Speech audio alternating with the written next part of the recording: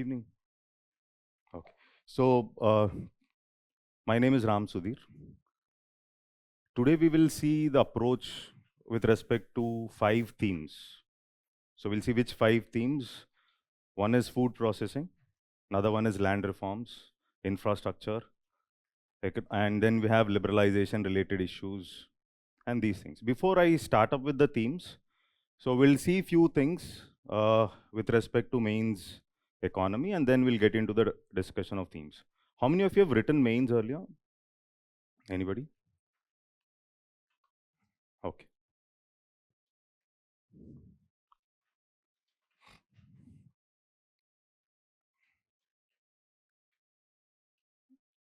Okay. There are certain doubts which most of the students have. So I wanted to clear these doubts before I start. So these are purely related to economy and purely related to the mains areas. Okay. So first doubt is like, is it very complex to get good scores in general studies economy portion? It is not difficult. It is very easy. It is very simple, provided we follow one simple thematic approach. You should have a template for every topic. So what I believe is, if I have a template for a topic, then I can write points easily. So what I mean by template also we'll see, okay? Then second is, can we guess questions? Yes, we can guess questions in UPSC Mains economy portion. It is very easy. We can predict in 8 questions, I can predict 6 or 5. Definitely everybody can predict it, provided you have solved all the previous questions, understood all the previous questions. So once we do the previous questions, 70% of my preparation related to mains is over. This is what you should understand. 70%. Of course, I should have said 90, but it will be too much, but 70 is over. Okay, so that is another important aspect. Will UPSC repeat questions? This we will understand when we start solving. So UPSC repeats themes, and sometimes UPSC repeats questions also. It's not just about theme. Themes are anyhow repeated. So there are standard themes and which will never change. And when we talk about questions, questions are also repeated. I can show you some questions where there is a direct replication. And there are some questions which are repeated from optionals. Economics optional also, there are some questions which are picked up, which are simple questions, which are asked in GS. So what we should do is do the previous questions and also check the optional questions once. If there are any simple questions related to different sectors of economy, etc., that means you have to be focused on them. Do I have to memorize facts? I will not memorize facts, but I will keep a fact sheet separately. You know what is a fact sheet? So fact sheet is something like, for each theme, I will maintain a separate fact sheet. So for example, I'm talking about manufacturing. So I'll have the data related to manufacturing at one place, so that I will look into that fact sheet every now and then. I'll not memorize it again, I'll see it. And automatically it flows in the exam, as simple as that. And for certain introductions, I need some facts. I'll show you what facts are required. So do I have to memorize? Means every data which is coming up in the newspaper, you need not memorize. As simple as that. I need to have few areas where I should know that these are the important areas. I will collect facts only with respect to these areas. Very simple. Okay. And then, will graphs and flowcharts add value? Definitely graphs and flowcharts will add value. So here the simple logic would be, okay, so one graph will speak 1,000 words, but provided it's a 15 marker. Now this is something which you should understand. Now for a 10 marker, should I draw graphs? It's difficult because it takes up the space. But if I don't know the content, there also I will draw. Very simple. If I know the content, I don't have space. Okay, but for a 15 marker, graph and a flowchart will add a hell of a lot of value. I think it's clear. It will add value, and there can be some topics, or when we break a question, there are some areas where there is no space for writing. So there I will draw a small flowchart to tell that evaluator that I know this also. Okay, so I'll show you that. Okay, then should I interpret difficult Hindu editorials? Definitely not. There are some Hindu editorials which are very complicated and which are not relevant with respect to the syllabus.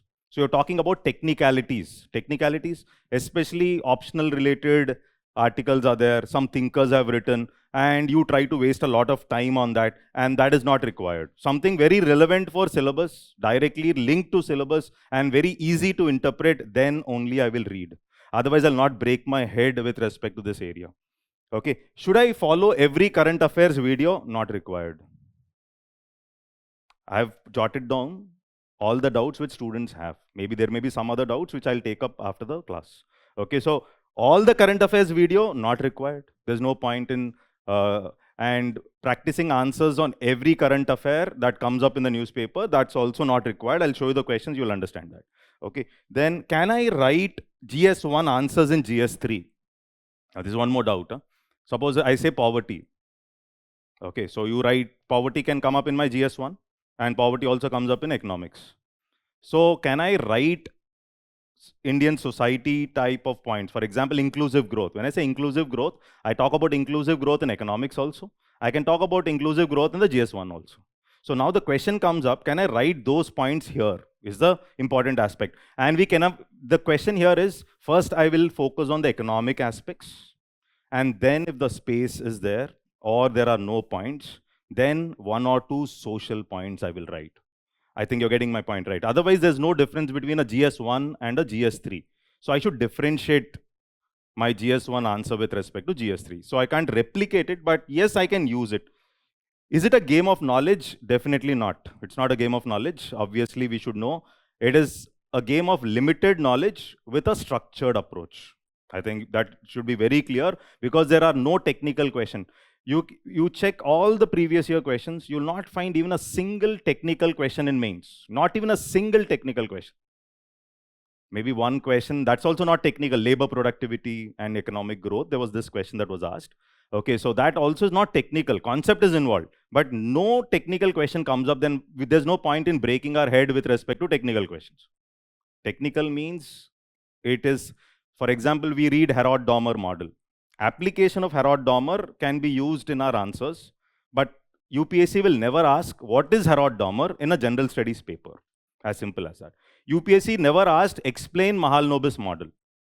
They will never ask. Application of Mahalanobis I will use when I talk about transition of economy from primary to secondary to tertiary. Okay, so unlike every other country, there was a shift from primary to tertiary. Right. So there I can talk about Mahalanobis. I may mention Mahalanobis, but I need not purely depend on Mahalanobis model. I think that should be very clear. So now these are some of the myths which I wanted to break before we start. Now the question comes up, how to interpret PYQ. Now the question is, I said, sir, 70% of my syllabus will be over through PYQ. But is it over by just reading the answer of the PYQ is the question. That will not happen. So I have to take a PYQ and dig deep into a previous year question. So what should I do exactly is what I've put on in this particular slide. So if you see here, identify the theme into which the question fits in. So already, this is the second class, right? Yesterday you would have seen some themes. So put together, the whole economics probably will have around, let's say 10 themes. Around 10 themes, right? So in which theme a particular question falls? First thing is that. Okay, I read a question. Now, which theme it is going to fit in? This is the first thing I will do. Then second thing is, read the theme along with extensions of the theme. So suppose I've seen a question related to food processing, and you've seen a question, what is the significance of food processing? This was a question, right? Scope and significance of food processing industries in India. Okay, so this was the question. That means, what do I mean by extensions? Extension is what else can be asked. What could be the extension of this? Extension can be opportunities. Extension can be what? Extension can be, how can I link food processing with respect to inclusive growth or employment generation? Okay. Extension of food processing can also be with respect to what are the problems and challenges, though they have not asked in that particular question. So that means if I take that particular question, I'm drawing the extensions to that particular main theme. That's very important. And I will prepare for the extensions because these extensions are what they're going to ask subsequently. This is what you'll find. So once they've asked scope, once they've asked challenges of small scale food processing units. So this is how it is. And then make a note of side headings in the answer. Now the question comes up, are side headings important, not important? For factual areas, side headings are very important. Why they are important is, once I see a question, these 10 side headings are brainstormed. Simple. I remember a circle with these 10 side headings or 8 side headings. Automatically, it will flow in my answer sheet. I think you are able to understand that. So many times there would be questions where I don't have content, but I have the side headings with me. I will manage it. I will not leave the question. So that is the reason I will be carefully observing side headings. Then recent facts and schemes to be used. So I've taken this question in food processing. What are the facts which I can use in food processing? What is the contribution of food processing sector to the GVA? Is a fact. Food processing sector contributes to how much percent of employment? Okay. How much FDI has moved into food processing industry? How much FDI, foreign direct investment? Is that okay? Are there any recent schemes of food processing which the government has started recently, like Mega Food Park, any of it is there? PM Kisan Sampada Yojana, are able to get this? Or one district, one product, heard of it? Okay, so now there are many schemes. Okay, then government is talking about how do I come up with uh, bringing an organized sector for the food processing industry. Organized? Because most of the processing industries are in an organized sector. So are there any schemes related to that? So that is the facts and schemes when I say. I'll think in that fashion. This is the template to think. The template, when I see a question, when I prepare a question, this is how I prepare a question. Are able to understand this, right? Then, is a way forward possible? Now, every question, there is no possibility of a way forward. But some questions, there is a possibility of way forward. Way forward, so sometimes I'll not write the conclusion. My conclusion itself can become a way forward. Okay, so this conclusion itself becomes a way forward where I'll give a futuristic approach where I write some 1 or 2 points there and end the answer. Okay, so there, the role of current affairs. So when I'm reading magazines related to food processing, I will think like, yes, what could be the way forward for this? Okay, so is it possible? I will check that also. Then what else can be asked from the extensions? This is your thought process. Huh? What else can be asked from the extension? So when I see a previous year question, I will follow this structure. First, fit it into the theme. Second, what could be the extensions? Third, side headings. When I see side headings, then collecting facts and schemes to be used in a particular scheme. I'll write it there itself where I'm reading the previous year questions. And then, is a way forward possible for this question? If it is possible, how am I going to do it? What could be the way forward? 2 points I will write, which I will revise. I will not do anything in the exam hall. Everything is practiced beforehand. As simple as that. And then what else can be asked from the extensions? This is how my thought process has to go. Is this clear? Any doubts till there? Any doubts with respect to the myths, or any doubts with respect to, you have any doubts with respect to the first 2 slides? Forget about the theme. I think there's no doubt with respect to the analyzing the PYQ. That's the best way to analyze a previous year question. I've thought a lot before putting that. So, any doubts there? No. Yes. No, 10 theme kal I think yesterday there were 3 themes that are 2 or 3. Today we will be doing a 5 and there will be another 3. Okay, so I'll be doing some 5 themes. Okay, so, and there will be another 2 or 3 themes related to agriculture. PDS, at the end we will see that. That's not an issue. Okay, yes. So now this is the first theme. The theme is what? Effects of liberalization on the Indian economy, changes in industrial policy, and their effects on industrial growth. Now this is a huge theme. Huh? The theme is not small. The theme is huge. Okay, so effects of liberalization on Indian economy. So that can land up with respect to impact of liberalization on growth, GDP growth. Impact of liberalization on inclusive growth, inclusiveness. Impact of liberalization on employment. For example, over-tertiarization of Indian economy has led to jobless growth. Over-tertiarization, I think this is a theme from, I think this theme I'm not doing it, but this theme can also be extended from here. Why? Because over-tertiarization is directly linked to liberalization, right? Okay. There is one more theme, like for example, there was a previous question which says how globalization has led to informalization of Indian economy. What are the challenges of informalization? What should the government do to handle informalization? Of course, that is not a question from 2019 to 2023. That was a question from 2017.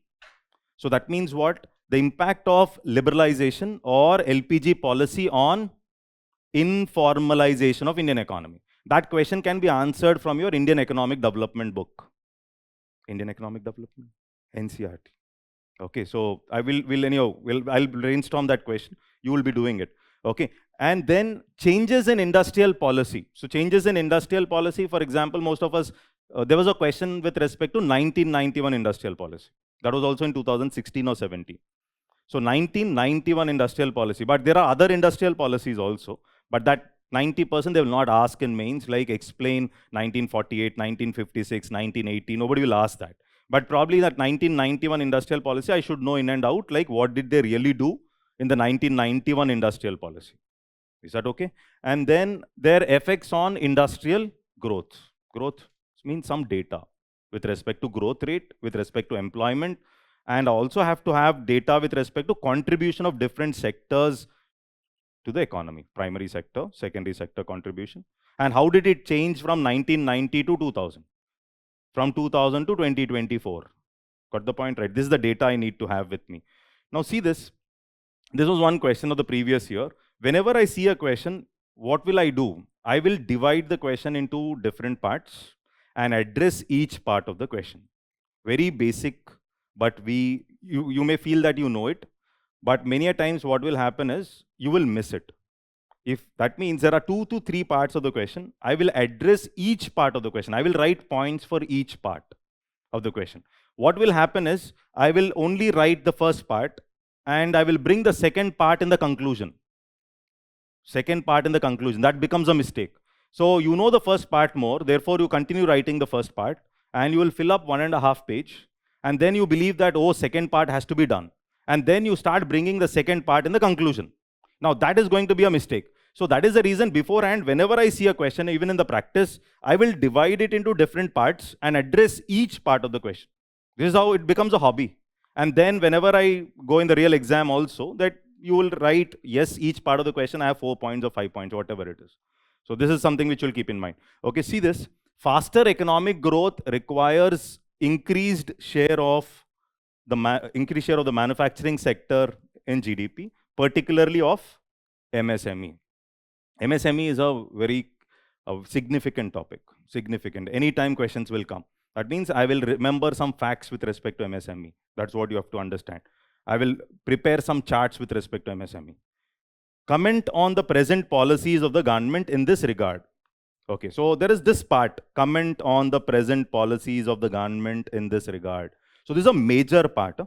So this is a major part. So you can't comment on the policies in the conclusion. I have to write the policies and then think of the conclusion.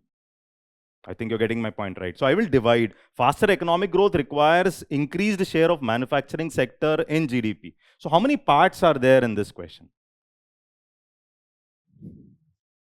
3. What are the 3 parts?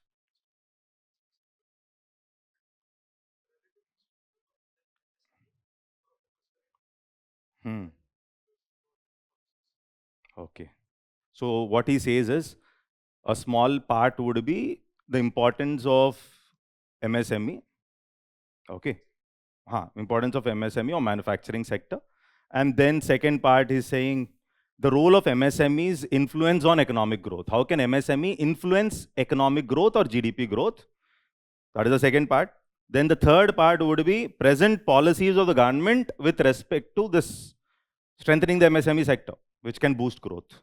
So there are 3 parts. One is a small part and you have 2 little bigger parts. I think it is clear. So seeing the question, this is the first thing. Now, what should I do when I see a question? Now this is, of course, I'll come to what we do with respect to introduction. Before that, are there any sub-themes and expansions? Remember the template? The template is very clear. So from this question, what else can I learn? That is what I mean by sub-themes and expansions. Expanding this question, what else can be asked? Are you able to get this? Okay, so this is what I mean by sub-theme. So sub-theme is like expanding the original theme, and so that there will be no tension whatsoever. When I prepare these, then there is no question of missing any question in mains. As simple as that. So for example, impact of liberalization on Indian economy. So that means I will have data with respect to impact of liberalization on GDP growth. We have crossed Hindu rate of growth. On inclusiveness, what was the impact? Inclusiveness, inclusive growth. Okay. On employment, what was the situation? That means employment elasticity has increased or decreased. Employment elasticity, it's an indicator of jobless growth. Okay, employment elasticity is an indicator of jobless growth. So employment elasticity has reduced after 1991. So almost employment elasticity came down to 0.04 by 2011-12. This shows that liberalization has had a negative impact on employment elasticity. Employment elasticity is, it is a proportion of the jobs created to the GDP growth. Employment generated to the GDP growth. The denominator was increasing because of LPG, that is GDP, but the jobs that were getting created were not increasing in the numerator. I think you're getting my point right. So this employment elasticity went down to almost like 0.04. Then another extension can be role of MSMEs in economic growth and inclusiveness. In this question, they did not ask MSME and inclusive growth. I think in this question, it is all about MSME and GDP growth. So a sub-theme can be MSME and inclusive growth. Is that okay? Understood? Okay. Then previous year questions on similar lines. Are there any questions asked with respect to MSME? There are questions. Okay, so what are the questions that they were asking? Role of manufacturing in economic growth and employment. This is a broad theme. So these are the themes I will pull from a particular question.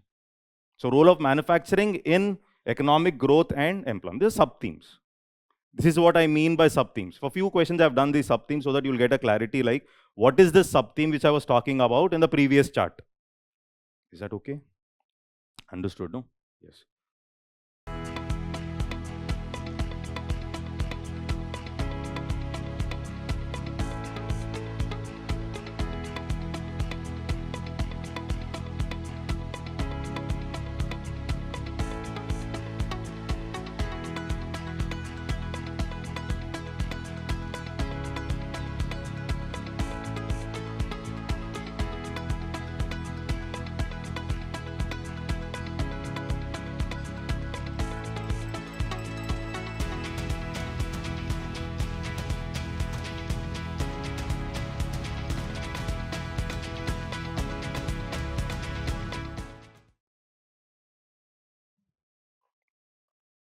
So there are different ways. Now this is something like introductions, conclusions, and other things. So when we talk about introductions in economics, so without thinking I have to write an introduction in the exam, there are different ways of writing introduction. So what are the different ways of writing introduction? I will divide it into direct and indirect. Direct and indirect introduction. See, direct and what is this direct? So when I say direct introduction, it can be explaining the term which is mentioned. Many a times it is not possible. For example, if the question is like, what is financial inclusion? What measures have been taken by the government in the recent past to enhance financial inclusion? It's a simple question. Of course, this was not asked by UPSC. So he's asking what is. When something is like what is, I will explain the term. What is financial inclusion? Here, I am not going to explain what is MSME. Nobody has asked me like what is MSME. So I will directly get into the discussion of MSME. That is also direct. So direct here is data-based. So for such questions like micro, small, medium enterprises, contributions to growth, etc., if I have the chart sheet with me, I will be direct and I will use data. I think you're getting my point right. So one way of writing is explaining the keywords in the question. Explaining the keywords in the question. So you're explaining the keyword as a definition. That is one way of writing the definition. Second way of writing the definition is directly hitting the data. And since I know the data, and since the question is about MSME's contribution to growth, since I know the data, I will use the data in framing my introduction. That is also direct. I hope it is clear. Indirect, I will explain after a few minutes. So direct, is it clear? So this is what I mean by direct. Okay. Now, there can be certain cases where I'll write indirect introductions by deriving from history. Now, is it possible to derive from history? If I know the evolution of Indian economy from 1947 till date, I can write my introductions from history. This is what I call as indirect introduction. So I'll just give you a small example. For example, how do you make market economies more inclusive? Do you think Indian economies have to become, market economies need to become more inclusive? Suppose this is the theme. I think you would have discussed already. So, or there is a question related to over tertiarization leading to jobless growth. Over tertiarization leading to jobless growth. Or there is a question like today's theme, that is, how did globalization lead to informalization of Indian economy?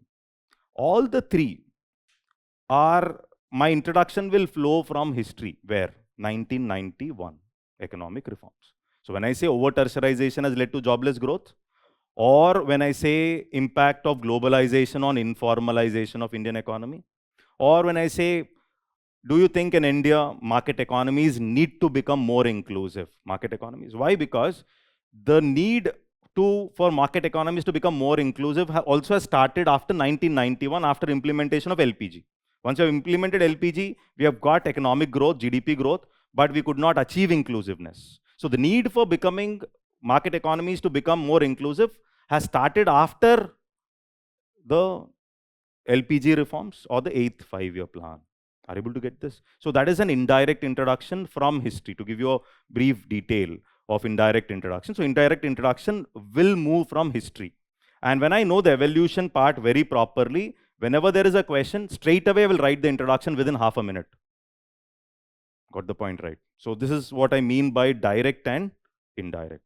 Every question I will not explain this first question, so therefore I think it is clear. Direct and indirect introduction. So here, if you see, the question is very clear. MSMEs contribute to almost 6% of manufacturing GDP, 24% of services GDP, 40% of total exports. MSMEs contribute to 40% of total exports.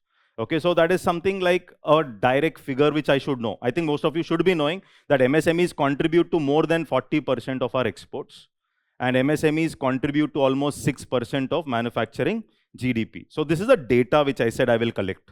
So this data straight I will write when I'm writing the introduction. And it has the potential to contribute to $1 trillion exports by 2028. This is difficult to remember, but I think till here there should not be any problem.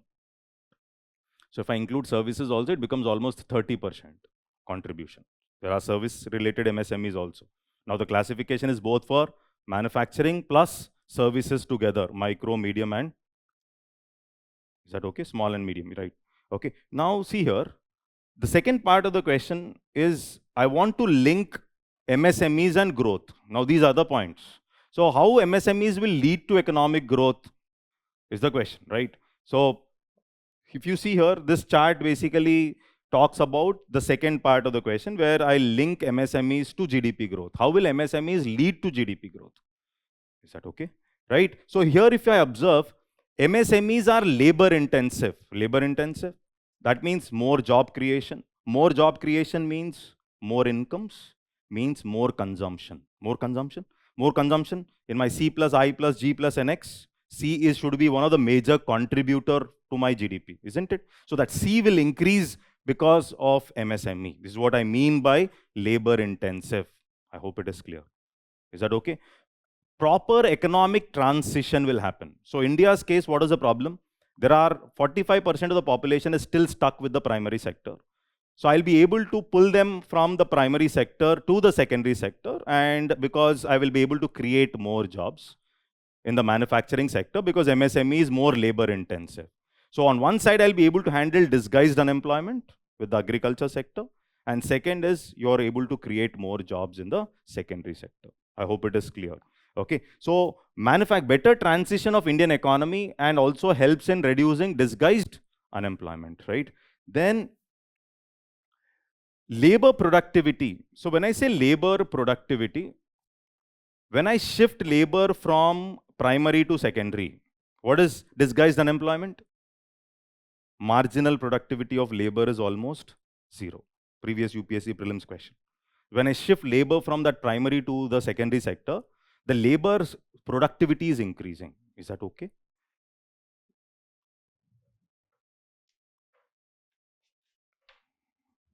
Shall I continue?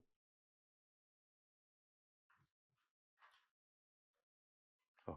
So labor productivity is increasing. So when I say labor productivity is increasing, labor productivity, why is it increasing? In the primary sector, they're not contributing. So in the secondary sector, they're contributing. See, how do I measure labor productivity? Change in output. So suppose 500 units are produced, divided by 10 labor hours. Okay, with 5 labor hours, if I'm producing the same 500 units, simple. It is nothing but labor productivity. In manufacturing, I can measure it that way. But in services sector, it becomes difficult because service sector, how do you measure? It's not based on output, right? So I may work only for 1 hour, but my productivity can be higher. That is what happens in a services sector. But of course, that's all those things we're not going to write. But labor productivity is increasing means, here I will use the concept of Harrod-Domer. I'll not mention Harrod-Domer, but simple logic here is, whenever labor productivity increases, my incremental capital output ratio is going to decrease. See, growth is equal to investment rate multiplied by 1 by COR. Okay, so just to put one formula here, very important. We will not write this formula in the exam, but just to understand this, how MSMEs will increase GDP growth. So growth is equal to rate of investment multiplied by 1 by capital output ratio. So directly proportional to rate of investment, inversely proportional to capital output ratio. Capital output ratio, how much additional capital I need to produce a single unit of output. How much additional capital I need to produce a single unit of output. Okay, so lower the capital output ratio, more efficient you are. Lower the capital output ratio, you're more efficient. That means what? If I'm able to produce more units, okay, so it is, what is capital output ratio? I think the concept is clear. Amount of capital required to produce a single unit of output. If I require more capital to produce a single unit of output, I'm inefficient. If I require less capital to produce a single unit of output, I'm more efficient. Simple. Similarly, ICORs is what is important. How much additional capital I need? It is like the marginal. How much additional capital I need to produce a single unit of output? Additional capital you require to produce a single unit of output. That is what is ICOR. Okay, so if I don't know the concept also, it's okay, but I should know that COR, so labor productivity, high labor productivity will reduce the denominator. Reduce the denominator, and therefore it will increase my GDP. I hope it is clear. I'll not write the formula. This is for your understanding only. I'll straight away hit labor productivity. MSMEs help in economic transition. Okay, thereby increasing labor productivity, leading to higher GDP growth. That is what is the point. I'll not write English points. Obviously, it should be something related to economics. I hope it is clear, right? Then MSMEs manufacture a lot of indigenous products, and they have the capacity to build brand India. So that can increase my GDP growth in the future. So what is the point? And along with that, it will also help in my external sector balance. Why? MSMEs are contributing to more than 40% of exports. So MSMEs play an important role in reducing my trade deficit or reducing my current account deficit. Now, when I reduce my current account deficit, increase my GDP, these are all macroeconomic indicators which will decide how much FDI will move into my country. Are you able to get this? So more FDI moves in, there is a scope for a higher GDP growth. Everything should be related to growth. I think, is it clear? So this is the second part of the question where I'm talking about, now the question you should get a thought, why did I write inclusive growth when there is a question on growth? So everybody thinks that growth leads to inclusiveness. There's other way around also. That is, if there is inclusive growth, there will be growth. Inclusiveness, see, more jobs are getting created, poverty is handled, their per capita incomes are increasing, then there is more scope for demand for products. There's more scope for demand for products, it will also lead to my GDP growth. So inclusiveness also will lead to economic growth. I hope it is clear. Understood? So this is the second part. This is not the major part of the question. The chart is not for the major part of the question. So this is something like linking, the second part of the question, where I'm linking the role of MSMEs with respect to GDP growth. Is that okay? So it's a 10 marker. So 10 marker, I don't suggest to include a flowchart unless and until it is required. For example, I have suppose the question is like this. Suppose there are a lot of schemes which you know, which you're writing in the third part. Okay, so you don't have space to elaborate the second part. But I have to write the second part. That is when I will use my flowchart. But if it's a 15 marker, definitely I will use this holds value. Is that okay? Understood? Yes, you can use some of the elements. It's not that you need not. But the thing is, if I know the answer, I will not have the space to draw. So it becomes a little challenging, or I will draw it to reduce the space. I draw this, I don't explain. But many a times the problem will be when I put a 10 marker, when I put such a kind of flowchart, what is the guarantee that fellow will be able to interpret it? Got my point right? So a complicated flowchart is a risky thing. We can't expect somebody with great IQ correcting your sheets. That is only an assumption. Hmm. No. See, I'll not draw and explain the same thing back again. I'll draw, so there's no point in doing that. I'll draw something which is indirectly asked. Okay, so this is how it is. Or I'll briefly explain something, therefore I'm drawing a flowchart. Is that okay? Yes. Till here, I think it is clear, right? Now when I'm reading for prelims, I said I'll maintain a separate fact sheet, right? In the fact sheet, along with the data, I will also have the schemes with me. So there is PLI scheme for MSME. Okay, so you should be knowing that. Second is Credit Guarantee Fund for MSMEs. Heard of this scheme? This is also important for the prelims actually. Credit Guarantee Fund for MSMEs, which is a venture of MSME and SIDBI. So here you see MSMEs and SIDBI, Small Industries Development Bank of India. So SIDBI plays a role. So SIDBI, see, you know, these developmental banks refinance, isn't it? But when banks are giving loans, what is the guarantee that the MSMEs will pay back? So there's something like a collateral-free loan up to 1 crore which can be granted. So collateral-free you're giving means banks are taking risk. Then there should be some guarantee. That guarantee will be created by Credit Guarantee Fund for MSME. So one PLI scheme for MSME, Credit Guarantee Scheme for MSME. I hope it is clear. Okay. So that is another important aspect. Boost manufacturing. One is, see, there is Atmanirbhar Bharat Abhiyan program for MSME. There are different stages in the Atmanirbhar Bharat Abhiyan.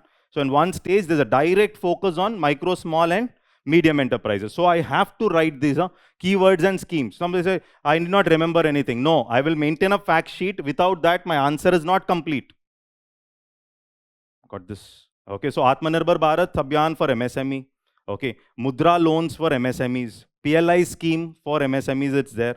Okay, Credit Guarantee Fund, combination of MSMEs and SIDBI, Small Industries Development. That's a guarantee using which the banks can give collateral-free loan up to 1 crore.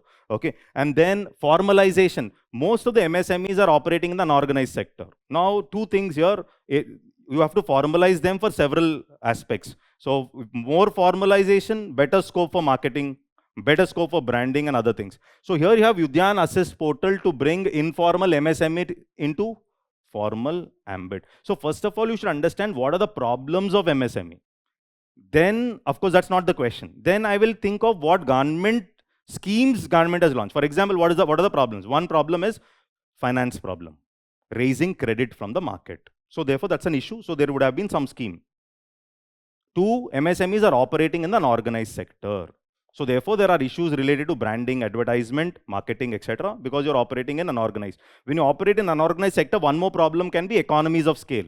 You will have low economies of scale. Heard of this word, economies of scale? You want to be price competitive, you should have good economies of scale. Then only you will be able to compete with the global brands. Otherwise, you can't compete.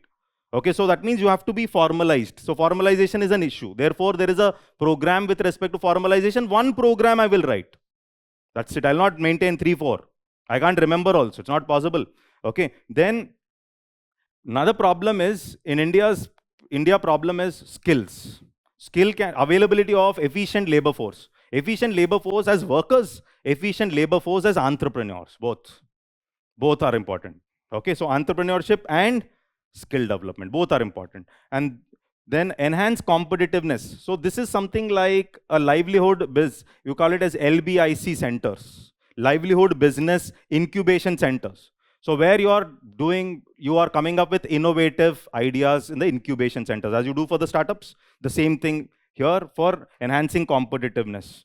And then zero defect and zero effect policy, for which 80% subsidy is given by the government. This will enhance my efficiency. Another problem of MSME is what? Efficiency. So for efficiency and increasing my exports, I need to be efficient. So for which I have zero defect, zero effect policy. For financial aspect, for formalization aspect, for innovative thought or new ideas, and skill development and entrepreneurship. Very simple. And this is something like manufacturing, make in India and Atmanirbhar Bharat. Is that okay? So now the question is, all the prelims schemes I will remember? Not possible. MSME is important, so 4 or 5 schemes I will write at one place. I will recollect them again and again. Ha ha. ECGC also. Ha ha. ECGC, you can mention PLI scheme also. Yes. You can talk about Mudra loans also. Okay. So yes. But yeah. So but I have put only 6. Okay. Based on the division. Okay. Ha. Social inclusion, Stand Up India, Startup Stand Up. Yes. That program can also be mentioned. Okay, actually there are fisheries MSMEs also, there is a separate scheme. Okay, so not required, right? So when I talk about conclusions, so now when I talk about conclusions, different ways of writing conclusions, there's no one standard way. So one best way of writing conclusion is current affairs. Using current affairs, I will write a conclusion. Another way in the exam hall when I don't have time is keyword based conclusion. So what I mean by keyword, I have few keywords. Whole economics, I will divide it into 300 keywords or 250 keywords. For example, capital intensive to labor intensive growth. It's a keyword. Okay, demographic disaster to demographic dividend. It's a keyword. I think you're getting my point, right? Okay, so I have few keywords which I keep at one place, which I will use for conclusion. Okay, so this is what I mean by keyword-based conclusion. So here are some keywords which you can see here. I've written capital intensive to labor intensive. Why? Because unlike the second 5-year plan, MSMEs will lead to labor intensive growth. So India, if it wants to achieve $5 trillion target, which the government has set, okay, along with balanced regional development, that's also a keyword, balanced regional development, okay. The role of MSMEs in bringing an inclusiveness and labor intensive growth is phenomenal. So this is something like using keywords to write my conclusion. Are you able to get this? Are you able to follow? So I'll keep keyword, one is a keyword based conclusion method, which is easy once I note down the keywords, okay. Second is current affairs based conclusion. Current affairs is I bring a scheme, what else can be done, and these kind of things. Okay, so if I have the schemes in hand, I believe for this question, a keyword based, because already schemes have written. So there's a reason I'm not writing a current affair based conclusion. I'll write a proper keyword based conclusion. I'll talk about growth and development, or I'll talk about bridging rural-urban divide, or growth with inclusiveness. For India to achieve $5 trillion growth along with inclusiveness, the role of MSMEs is going to be significant. Is that okay? So first I should know which keywords will fit into the question. For MSME manufacturing, I'll have all the keywords. I'll not do it in the exam hall. I will have it with me, look into it multiple number of times so that it will strike. You may be intelligent also. In brackets. You may be intelligent also, but still I will maintain all the keywords and repeat it again and again. You may feel like, no, I'll manage. No. You can't manage in that pressure. Is this okay? Understood? Now, what else can be asked is, this is not there in this question. What else can be asked? The role of MSMEs in enhancing inclusiveness or inclusive growth. Every area, 2 things I will link it. 1 to growth, 2nd to inclusive growth. Take the question papers, you will find the role of inclusive growth very significant. Every year. For example, I'll just talk about few questions. I'll mention market. Do you think market economies need to become inclusive? Role of financial inclusion in enhancing economic growth. This was a question last year, right? There was one question, careless and useless manpower. How should it be used for achieving inclusive growth? That was also a previous question, not my question, That means inclusive growth at the center and the question is framed. Is that okay? Understood? That's also again linking things to inclusiveness. Okay, 2015, do you think there's a need for capitalism to become inclusive? Same thing again repeated as a 10 marker in the before last year. How do market economies, how do you think market economies need to become inclusive? Same question, 2015, 2023, no difference. That's why I say, like, if you do PYQ properly, 60 to 70%, 70% of the job is done. Is that okay? Understood? So this is about, see, how can MSMEs, when I say inclusive growth, when I say MSMEs are labor intensive, right? So they are creating jobs. I need some data. For example, some data is with 20% investment, MSMEs are able to create 80% jobs. Okay, this is what is labor intensive. So in English word, labor intensive can be shown in the form of a number also. That is how, no? If there are capital intensive means what? I'm putting in crores of rupees, but the number of jobs that are getting created is less. But here with 20% investment, I'm able to create 80% jobs. What does it mean? It is nothing but labor intensive. More jobs, you will be able to handle poverty. Okay, so MSMEs will lead to creation of ancillaries, ancillarization. Suppose there is BHEL. In and around BHEL, there can be micro, small and medium enterprises which can develop, where there can be subcontracting. That means this is called as ancillarization. So more ancillarization, more job creation. Inclusiveness talks about job creation. Inclusiveness talks about increasing your incomes. Inclusiveness talks about reducing poverty. All this is about inclusiveness. Is that okay? Yes. See here, inclusive growth. See, 60% of MSMEs have a rural base. Very important fact. 60% of MSMEs have a rural base, indicating rural-urban migration can be reduced. It's a social issue. Okay. And 20% of MSMEs have women owners. 20% of MSMEs have women owners. So it talks about gender aspect. Are you able to get this? So here, women owners, 20%.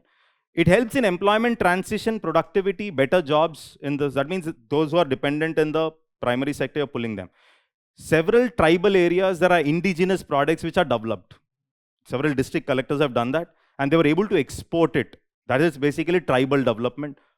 Are you able to get this? Okay, so that is also done. Indigenous growth, reducing rural-urban migration. And MSMEs will also reduce income inequality because I'm able to shift the labor from the primary to secondary and they are getting jobs. So income inequalities can also be reduced and it can also increase tribal development. More than sufficient to suffice my answer. MSMEs, see, when Modi ji said Atmanirbhar Bharat, okay, so when I have to strengthen my domestic supply chain, so unless and I strengthen my domestic supply chain, I cannot talk of indigenization or Atmanirbharata. So Atmanirbharata is possible provided my domestic supply chain is strengthened. And that happens because of MSME. MSMEs will be your suppliers. And if MSMEs develop efficiently, my domestic supply chain is going to be stronger. Is that okay? Of course, I'll not write these points in the question because they have not asked what? Inclusive growth. Inclusive growth is one point I will write, that's it. And inclusive growth will also lead to economic growth. That's all. I'll not write tribal. This is an extension which I will. Is that okay? Understood? Yes. So when I say extension, so that is what is the extension. This you will try later. This is of course not 2019, it's an old question. Okay, old question. Now what I'll ask you, like, what are the sub schemes you will derive? So this is a question, see here. Same theme. Industrial growth rate has lagged behind in the overall growth of GDP in the post-reform period. Industrial growth rate has lagged behind in the overall growth of GDP in the post-reform period. So there are some words like muted manufacturing. So what is the meaning of muted manufacturing? That means contribution of manufacturing sector. Manufacturing is one of the component of industry.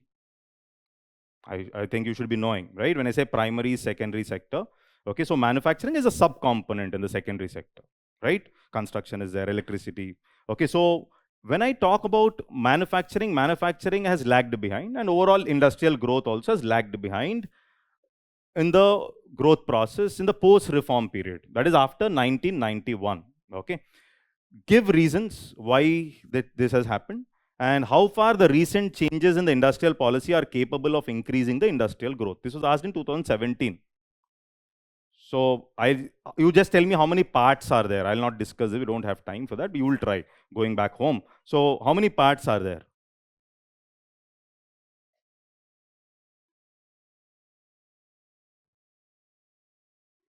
3 parts.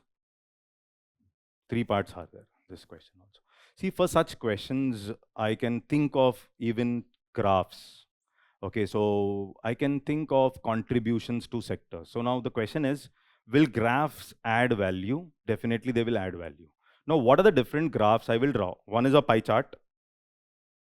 Pie charts. Okay. Then I have line diagrams. Line diagrams. Then I have a combination of bar graphs and line. Combination. I'll show 2 factors. Suppose I have to show GDP growth and investment. So what is the role of investment in enhancing GDP growth? Okay, so I will show investment in one of the graph, that is a line graph, and or I can show it in the bar graph, and then I can show the GDP growth in the line graph. So I'm showing 2 factors. If I can also draw 3 factors, but it becomes difficult in a 10 marker because brainstorming becomes difficult. But 2 factors I can show, investment, growth. Now all these questions of liberalization, the theme is what? Impact of liberalization on different sectors. Okay, so there are these questions like, because there is an abrupt shift from primary to tertiary, neglecting the secondary sector. Previous UPSC question. So we moved from primary, generally the regular economic transition happens from primary to secondary and secondary to tertiary, unlike India where there was a jump from primary to tertiary. So why there was a jump? Impact is what? Liberalization. Now, can I show that impact using a graph is the question. So for that, current data will not suffice. I need to show the data of 1990 and 2000s. That is what shows the impact of liberalization, obviously. So when I say impact of liberalization, the data of 1990s and 2000s have to be compared. I think you're getting my point right. So for example, here if you see, this is agriculture is contributing to 30.9%. Okay, this is the secondary sector, industry, and this is the tertiary sector. Tertiary sector. Is that okay? This is in 1990s. In 2000s, you observe that there is no much change with respect to my secondary sector. That means the industry remained muted, standstill, no much change. There was a reduction in primary. Whatever reduction happened in primary, that was through increase in tertiary. This is what is the graph. I think you're getting my point. So if I have to say impact of liberalization on the sectors of economy, what I should understand is this remained standstill, that is the secondary sector, the orange one. Agriculture has reduced. The proportion of reduction in agriculture was increased in the services sector. This also shows what? Over-tertiarization of Indian economy. This also shows that abrupt shift from primary to tertiary. But the secondary sector's contribution remains there only. For all these questions, the single graph. Are you able to get this? Is that clear? Understood, no? This I have drawn on the Excel sheet, but it need not be absolute for you, no? You can just mark and write, finished. Is that okay? Understood. So all these questions related to liberalization impact on sectors, etc. This is one way of looking at it.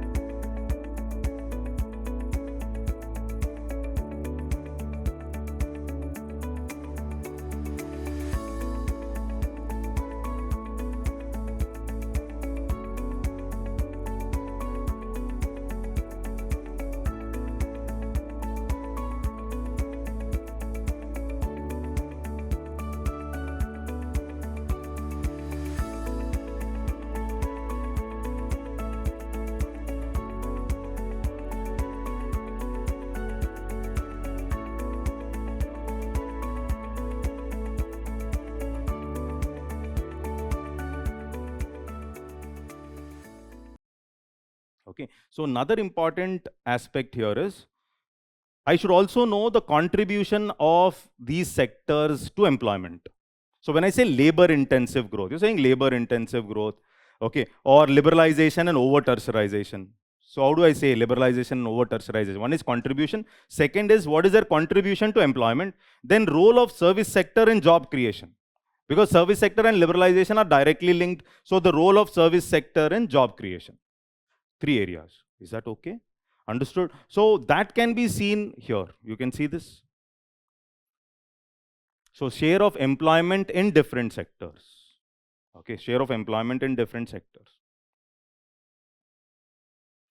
Okay, so you can observe this. Okay, this is GDP and this is employment. Okay, so services contributing to 54%, employment around 31%. Okay, industry 30 and around 25. Agriculture 16, of course. Now overall 5 years data you take, 18% is agriculture contribution to GDP, and then employment 45%. Okay, people are dependent. So this is a graph which shows GDP and employment. Is that okay? Understood? So these are what bar graphs. Is that clear? Line, bar, okay? And these are not difficult, remember. Once you have drawn it twice, you can draw it very easily in the exam. In fact, you can draw it in a 10 marker also. You can draw this in a 10 marker also, that fellow will understand. There should not be any difficulty here. So for all these questions, similar kind of graphs. Any doubts here? Okay? Yes. Clear? This is to ask you to brainstorm, but we'll see. This was 2016, same theme. Now you will tell me this. How do you do it? Okay, so this was a similar kind and an extension of this. Of course, we're not discussing this in detail because it's not 2019 question. 16, see the question, see, how globalization has led to reduction of employment in the formal sector of Indian economy. So previous question, 16. Is increased informalization detrimental to the development of the economy? Is that okay? Understood? So one intro, and then you have 2 major parts. Okay, so how globalization has led to reduction of employment in the formal sector? Is increased informalization detrimental to the development of the economy? You have seen the question? Is the question okay? So can you tell me very fast, like how it will help, or what is the challenge? How globalization has led to informalization? Can you give me some bullet points?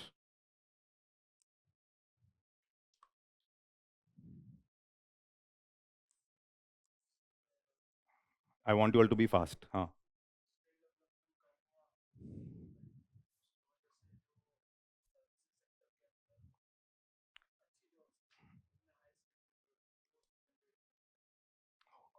Okay, okay.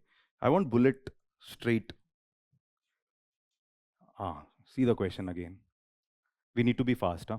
Yes. This is the question. Till now you've seen those graphs, so you should be able to interpret it.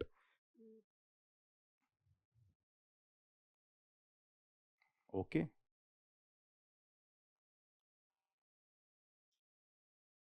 I'll write it here only. You tell me now how will it affect? How did globalization affect? So one is somebody said outsourcing. Outsourcing. So there was competition for MSMEs. So this is the question. MSME is the point here. MSME, organized MSMEs could not compete with MNCs. And these MSMEs had to close their shops.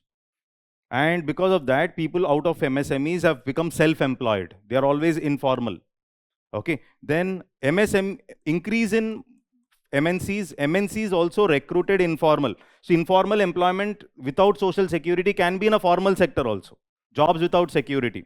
Okay. And then globalization has led to development of gig economy. Heard of this word?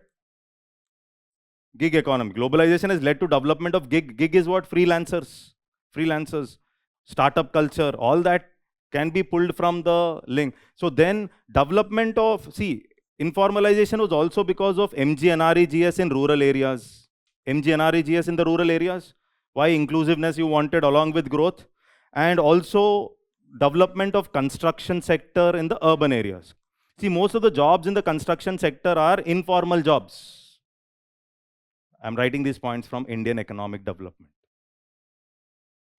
Nothing new.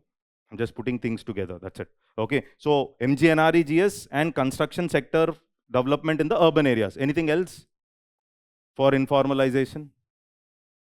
Globalization leading to informalization. Okay, so somebody has already mentioned development of this sector, which is services sector. And there were informal jobs also in the services sector. Okay, so services sector also there are informal jobs accepted. हाँ ठीक है. Lack of adequate social security is a fundamental aspect of informal sector. So that is okay. But globalization to informalization is the link. Construction sector, MGNREGS, issues of muted manufacturing. You could not, okay. There is more dependence on agriculture still. More population was still dependent on why? Because the industrial sector could not absorb the manufacturing jobs. Okay, yes. Inputs and all that. I hope it is clear. Okay. Is that okay? Understood? So then comes like what is increased informalization detrimental to the development of the economy? Will increased informalization affect the economy? If informalization is high, how will it affect the economy?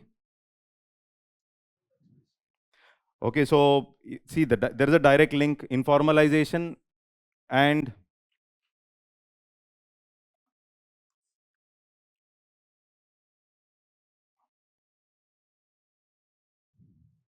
see, one is informalization means low tax to GDP. Because of this, higher pension schemes from the government, that means high fiscal deficit. Government has to spend. See, there's no social security means who should spend money from their pocket? Government has to spend money from their pocket means higher deficits for the government. Okay, accounting, okay. Difficulty in accounting, okay. Then informalization challenges. See, informalization means money is not moving in the bank. That means less savings, less scope for investment. Okay, so less capital formation. Less capital formation. Is that okay? Huh. Poor targeting of schemes, formalization. That is why informalization. Okay, so why? The question is what? How informalization will affect Indian economy? Savings, investment, growth. That means savings, investment, capital formation means GDP. Tax collections for the government will come down. Higher spending on pension schemes will increase the deficits for the government. Is that okay? Is that okay? Then what else? Impact of informalization on Indian economy.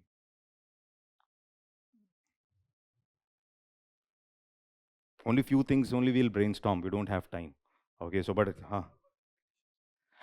that is okay. That's a social problem. Say that this is a social problem. For example, child labor, okay, gender disparity. So these are the points which I was saying now more relevant for GS1, but I will write it here at the end.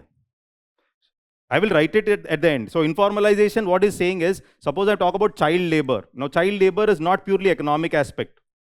Issues of child labor, okay, or if I talk about gender disparity. Gender disparity. Okay. Is that okay? Yes. What else?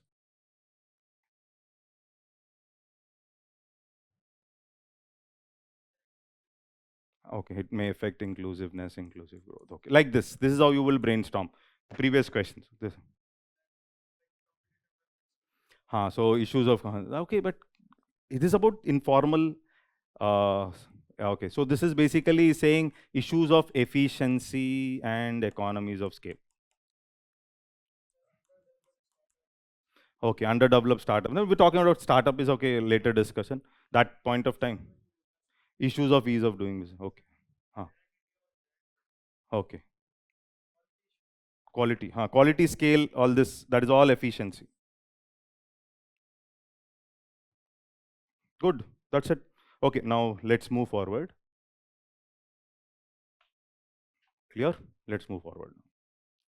So the next theme is food processing and related industries in India, scope and significance, location, upstream and downstream requirements, supply chain man. See, questions directly come from the syllabus.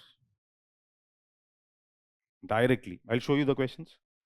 Okay, so scope and significance was asked. Challenges of small scale food processing units was asked. Challenges of small scale food processing units was already asked.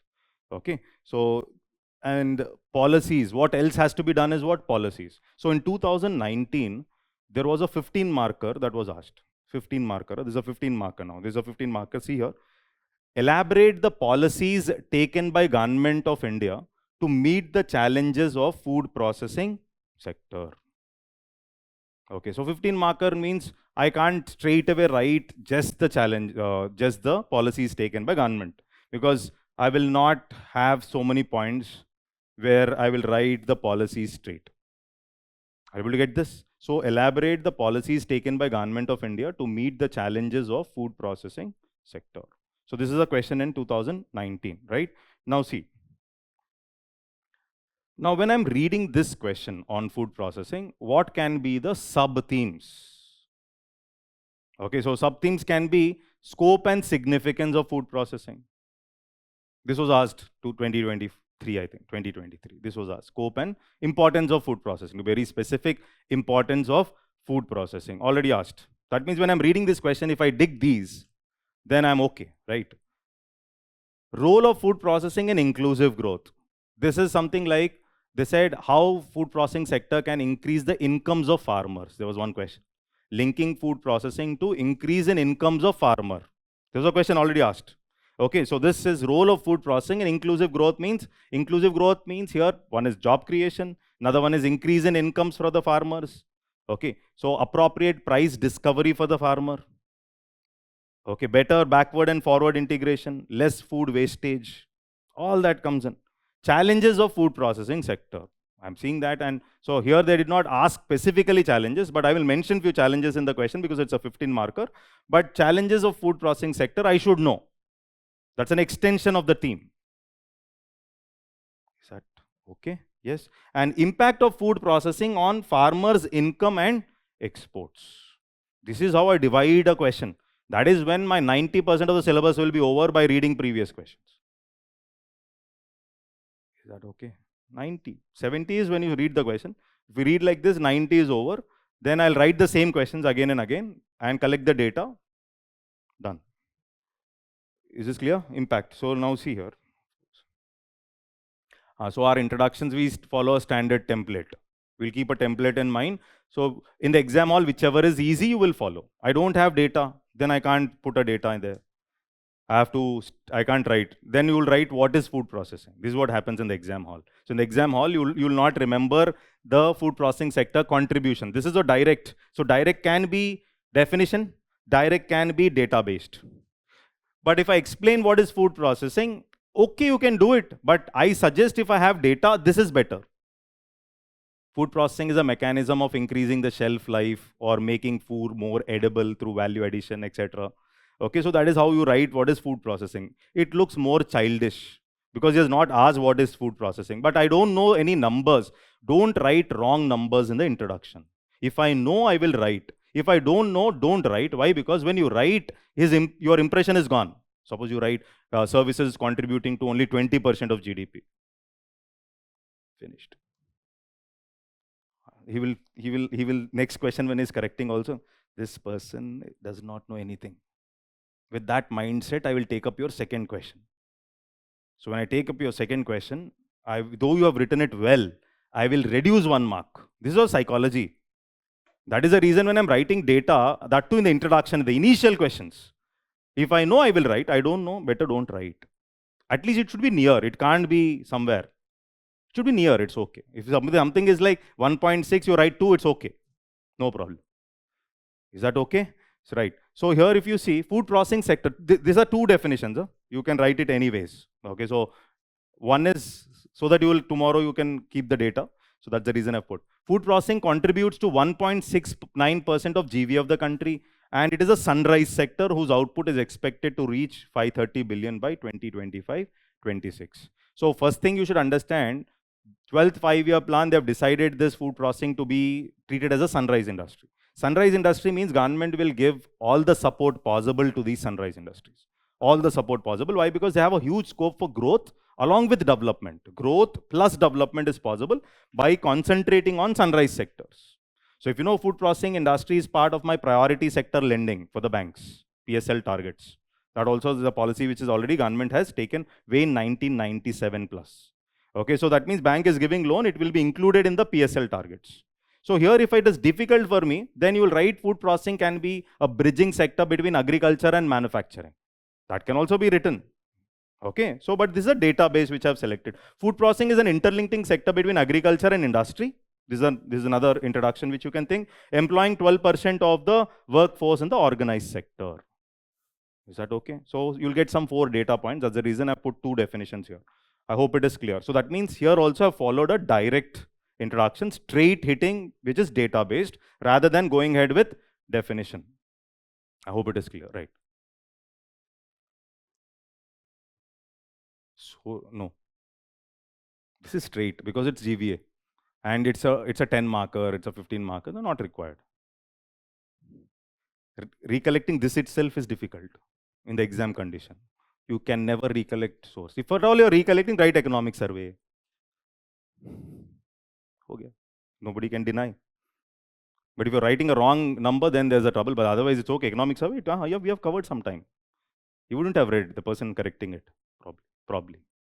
Right, fine. So here, challenges of food processing industry. Now, see, challenges of food processing sector are not directly asked. Policies to handle challenges, this was it. So probably I can think of a flowchart in pushing in challenges. And what are the different challenges faced by food processing industry? See, one is supply chain, lack of fragmented supply chain. You don't have proper backward and forward integration. Another problem is most of the processing sectors are in unorganized sector, right? Unorganized sector means economies of scale, branding issues, advertising issues, all that. Okay. Then lack of export quality. So your processing industries have to be very much efficient. Suppose I say Food Safety Standards Authority of India. Your food safety standards are not in line with the international standards. Then they will not buy. Your packaging should be good. Grading should be good. One basmati is this much, another is this much. Nobody will buy exports. You have to sell it in the domestic market, right? So all that these are what we have written. Challenges of infrastructure. Infrastructure is a major issue when it comes to transportation, logistics, warehouses, cold storage facilities, all that. Okay. Then credit issues. These are common problems. Remember, policy related problems, credit related problems are common for MSME or any sector. So that is basically finance. I hope it is clear, right? Financing issues. Okay. Low value addition. See, most of our processing industries are in primary processing. Primary is there, secondary is there, tertiary. You can make money in the tertiary processing, not in the primary processing. Primary processing does grading, salting, okay, increasing the slight shelf life, cleaning and all that. But tertiary processing, when you talk about lays, chips and all that, that is in the tertiary processing. I need machinery, I need infrastructure. There I will make money. So low value addition means less exports. More is the value addition, more would be the profits, more would be the exports. Is that okay? Understood, right? And then quality control issues along with food safety standards. This is a challenge. And these are all problems related to agriculture. Agriculture problems are all problems of food processing. Productivity issues are there. APMC, fragmented land holdings, less productivity, marketing related issues, etc. The other points which I have not written, Indian public is price sensitive. Suppose Indian public, you're selling milk or something, vitamin D, he'll say, I don't want vitamin D, I'll stand in the sunlight. I will not take vitamin D. Okay, so through your milk, I'll not pay 1 rupee more. This is a price sensitivity. So increasing a market for price sensitive public would be difficult. Got the point, right? So that is also a point. Global food standards. Global food standards. Okay. And price elasticity of demand. Change in price, huge change with respect to demand. Price increases a little, this fellow will say, next 3 months I will not buy. So all these are problems. Of course, no, we can't discuss much, but we need bullet points of 10 or 12 or 8 to complete your answer. I hope it is clear. So these are the challenges. Now, mega food parks, these are all policy initiatives. Now, when I say policy initiatives, this is the major focus of the question. That means maximum chunk of my marks will be for this area. And this is something without preparation, I can't write. You can't bluff. I need to know few details, what initiatives have been taken by the government. Otherwise, I can't write. Okay, so for example, PM formalization of micro food processing enterprises scheme. So one district, one product program, through one district, one product, 2 lakh micro enterprises the government wants to come up with through this scheme. Okay, during COVID, grievance redressal cell was set up. More than 5,000 cases were settled through that grievance redressal cell that was specifically done during COVID. Okay, then food processing industries are made part of the priority sector lending targets for the bank. This will help in solving the finance problems. Institutional credit will be coming to the food processing industries. ENAM, heard of ENAM? National Market for Agriculture. Mega Food Park Scheme. It's a very popular scheme which runs on hub and spoke model. Okay, so mega food park schemes help in creation of employment generation, high value addition, export quality, all that is mega food park. Pradhan Mantri Kisan Sampada Yojana, PMKSY, that's a program which helps in infrastructure, human resource management, all that. Okay, so all these are around 8 to 9 points we have written. Is that okay till here? Understood? Yeah, Khadi village industries can also be thought. Till here, I think it is clear. So this is about the policy initiatives, which is the major focus. You may feel food processing is the most boring, but most easiest for getting marks. Got the point right? You may feel, oh, no.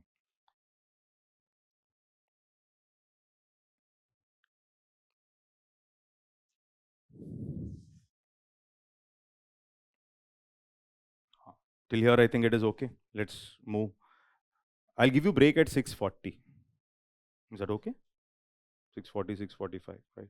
Okay, see here, keywords-based conclusion. Now here we can talk about doubling farmers' income, or I can use sunrise sector and effective transition of Indian economy, or doubling farmers' income, doubling agricultural exports through value addition can be a keyword, and labor intensive and demographic dividend. These are some keywords which I will use. So food processing industry can be an interlinking industry between agriculture and manufacturing. Okay, so which helps in also doubling farmers' income, achieve economic growth with development. So I will take these keywords for framing my conclusion. So this is purely keyword-based conclusion because already schemes I have written. I've already written whatever policies which the government has taken. There's no point in writing policies again. I'll only write a keyword-based conclusion for this question because already I've written policies. So therefore, I will write a keyword-based conclusion. Is that okay? Yes.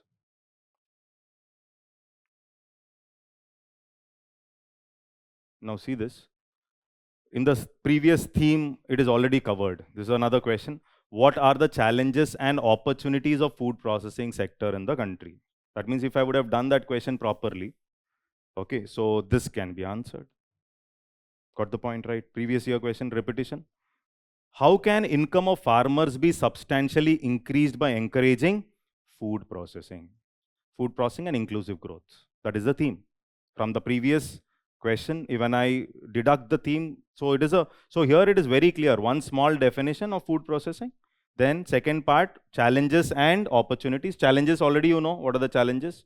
Okay. Opportunity is something like why there is more opportunity for the food processing industry. For example, urban value-seeking consumers, expansion of organized retail market. Okay, though India is the second largest producer of fruits and vegetables, less than 10% is processed. This is some data I need. That means there's huge opportunity in processing. I think you're getting my point right. So this is not same as scope. Opportunity is not same as scope. Scope. That's what significance. Significance is different and opportunity is different. Significance is different, opportunity. If I don't know, both become same. So opportunity is, since value addition is less, there's a lot of things to be achieved. Okay, so this is what is opportunity. So how can income of farmers be substantially increased by encouraging food processing? Okay, so I'm not going to discuss challenges because already we have understood challenges, right? So opportunities is, so now if you see increased production, livestock, long coastline, etc. This is, and increase in organized retail. Okay, organized retail. Per capita incomes are increasing, strong domestic demand, changing consumption pattern. Urbanization means no time basically. So I need more of processed food. And urban value seeking consumer is health conscious, and therefore there is more demand for the ready made food, ready to eat. What is that? Maggie. Maggie is equal to no time. Simple. Okay, so then increased investments, potential to attract $33 billion of investment in the next 10 years. This is the potential basically. $33 billion are about to come in the next 10 years in the process. Huge untapped market. Second largest producer of fruits and vegetables, but hardly 2% of the produce is processed. Level of processing is low in India. See, today we understand that there is huge scope for us. There is output, but most of the food we consume is raw. So there's more scope for processing. So less than 10% is only processed. So there's a huge amount and scope for processing is what is the data which I'm talking about, opportunity. So I think this is very clear. So here, level of processing is low, less than 10%. For example, marine 8%, milk 35, 6% for poultry, etc. So some data I will have. Okay, though you're second largest producer, hardly you're processing the fruits and vegetables. There's a huge opportunity to be tapped. Is that okay? Is that okay? There's no confusion, no? There's no difficulty here. The difficulty comes when you write. Okay, so difficulty comes when you write, but here I think there's no confusion, no concept here. But divide the question, think of points.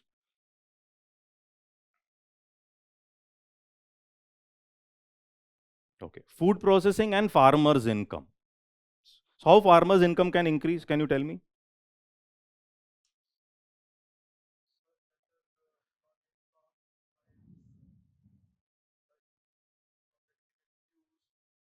Okay, better bargaining power, increased demand of agricultural produce, right? Increased demand for agricultural produce means there will be increase in incomes for farmer. Reduction of middlemen through contract farming. So therefore, income of farmer will increase, middlemen will be reduced. Is that okay? Appropriate backward and forward integration in the mega food park, if you know. Okay, so mega food park, you have the primary processing centers.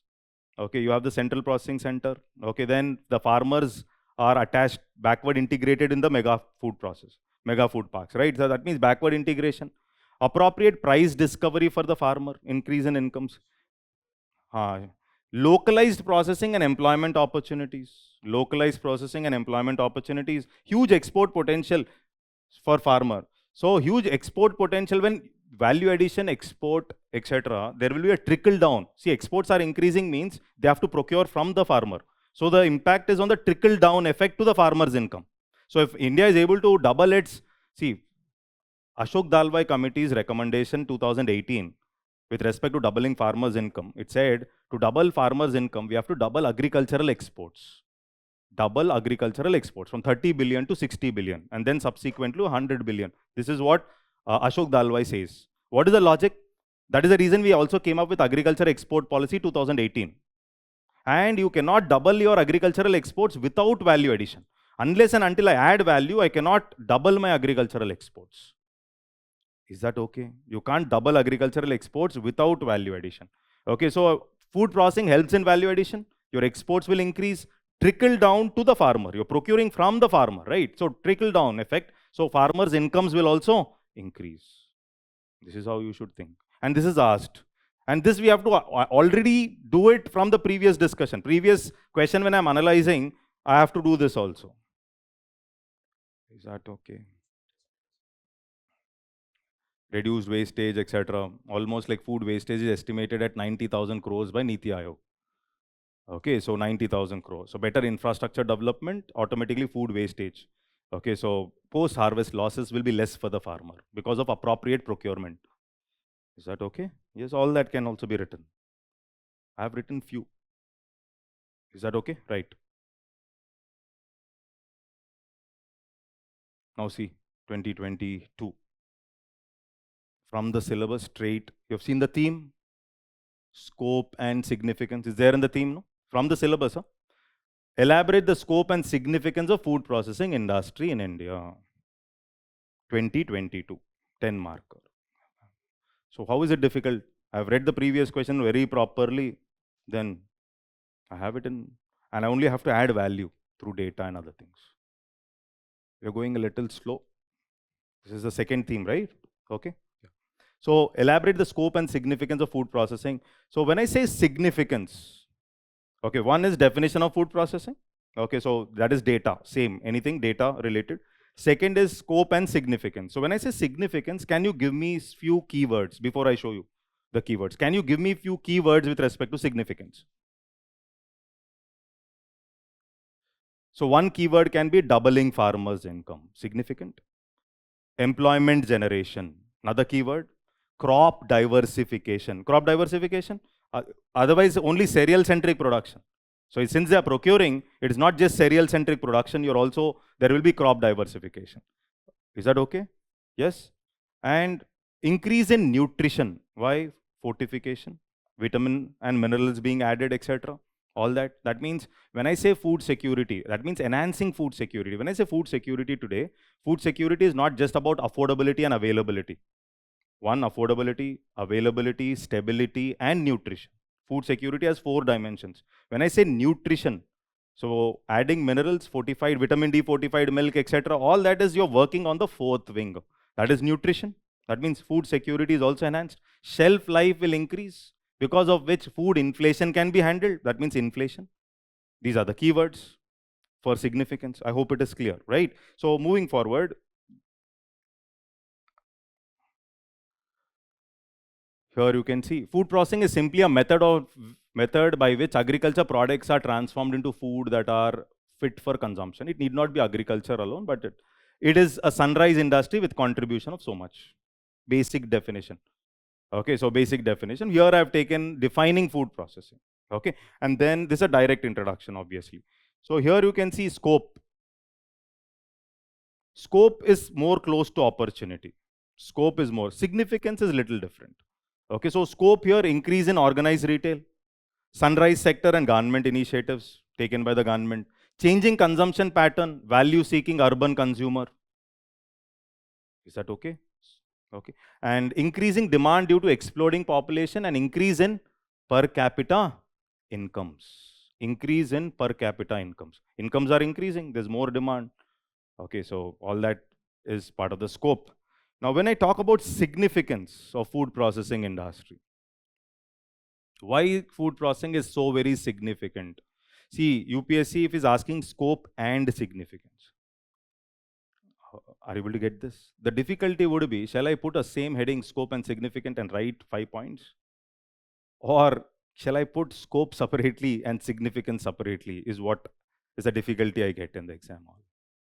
Getting this? Okay. So if I know opportunities, if I have the data, I will write scope and then I'll write significance. Is that okay? So here when I say significance, you can see doubling farmers' income, employment creation. First is understand, seeing a question, keywords. 9 million jobs in 2024 were created through processing industry. Okay, so this is a data to show that labor intensive. Reduce food wastage. Why is it significant? It is significant because it helps in reducing food wastage. So Niti Aayog data, 90,000 post-harvest losses were reduced. UN estimates 40% of production is wasted across.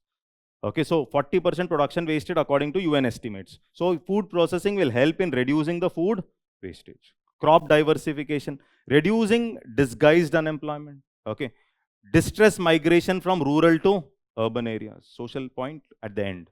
Okay, and then reduce malnutrition, fortified is what we were trying to do that, right? So reducing malnutrition, fortified foods, etc. Curbing food inflation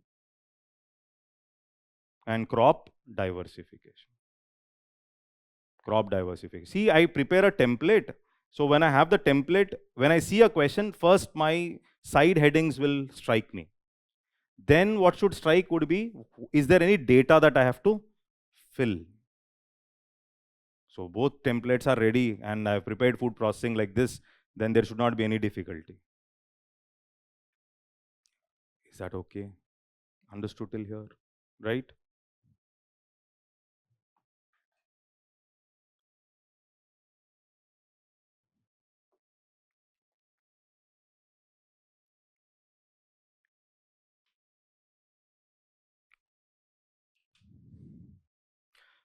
So we'll do investment first and then come to land reforms. Otherwise, food processing you have done, no? So there will be some change.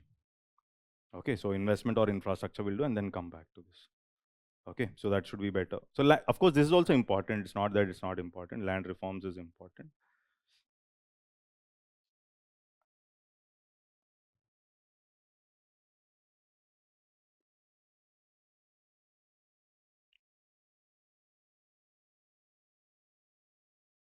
We'll do a small theme.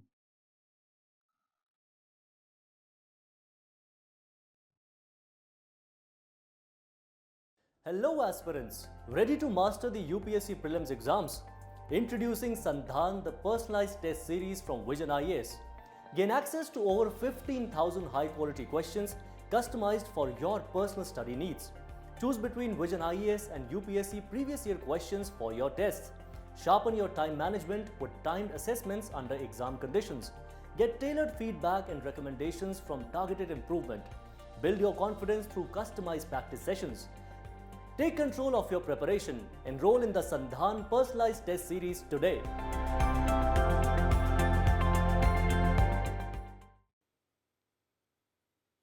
This is a small theme we'll do.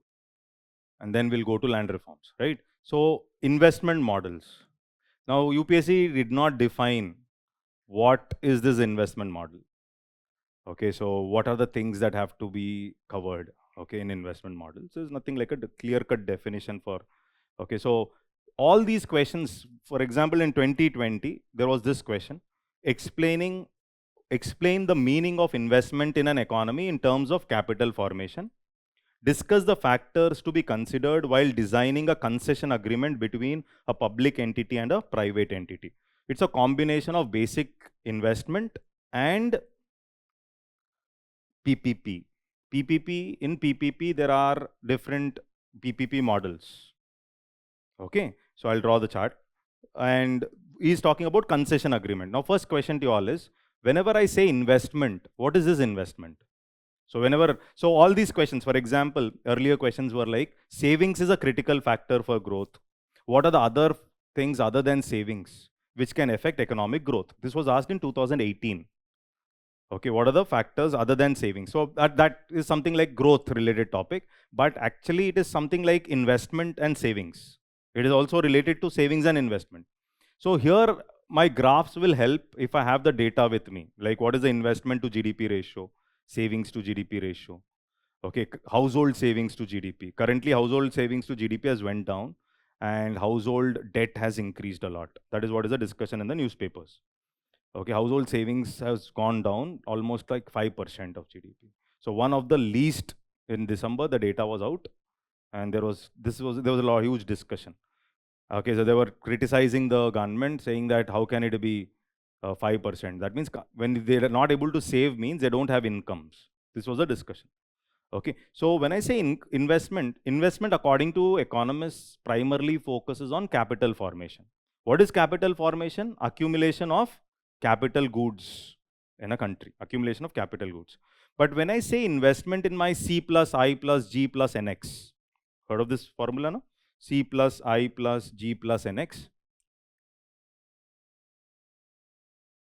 So when I look at this C plus I plus G plus NX, which is the expenditure method of GDP calculation, right? So this is what is my investment. In this investment, I have contribution from, one is I have GFCF, gross fixed capital formation.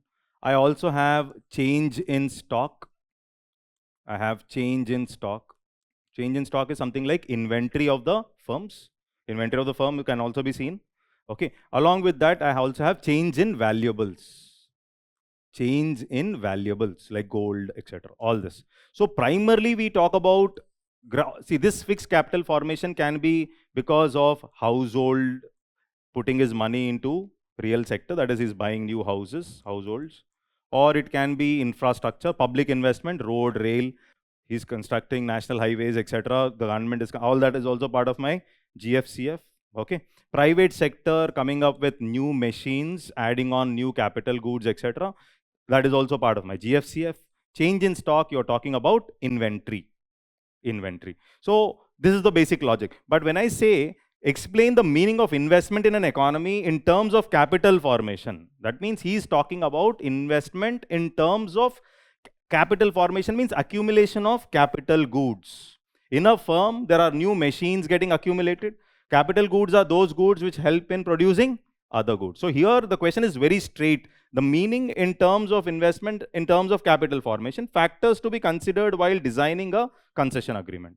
I hope it is clear. The both are different areas. Both are different areas. First area is investment in terms of capital formation. Okay. Now, as usual, what are the sub-themes which I will look into? Okay. So sub-themes can be investment and growth. Savings is an important factor for growth. Other things other than savings which can affect economic growth, right? So investment and growth. Then investment-led growth model. Okay, so investment-led growth model, unlike consumption-led growth model. What is that investment-led growth? Instead of C contributing to the major chunk of my GDP, I will contribute to the major chunk of GDP. This is a Chinese model. So in 2018, Modi ji said, we will follow this investment-led growth model to reach $5 trillion. This is a Chinese model. Investment-led growth model runs on the concept of exports. You produce more capital goods and then it goes to exports. If more goods are produced, you're exporting it. Any of that chart will come up in the infrastructure. I'll explain there. Okay. PPP and economic growth.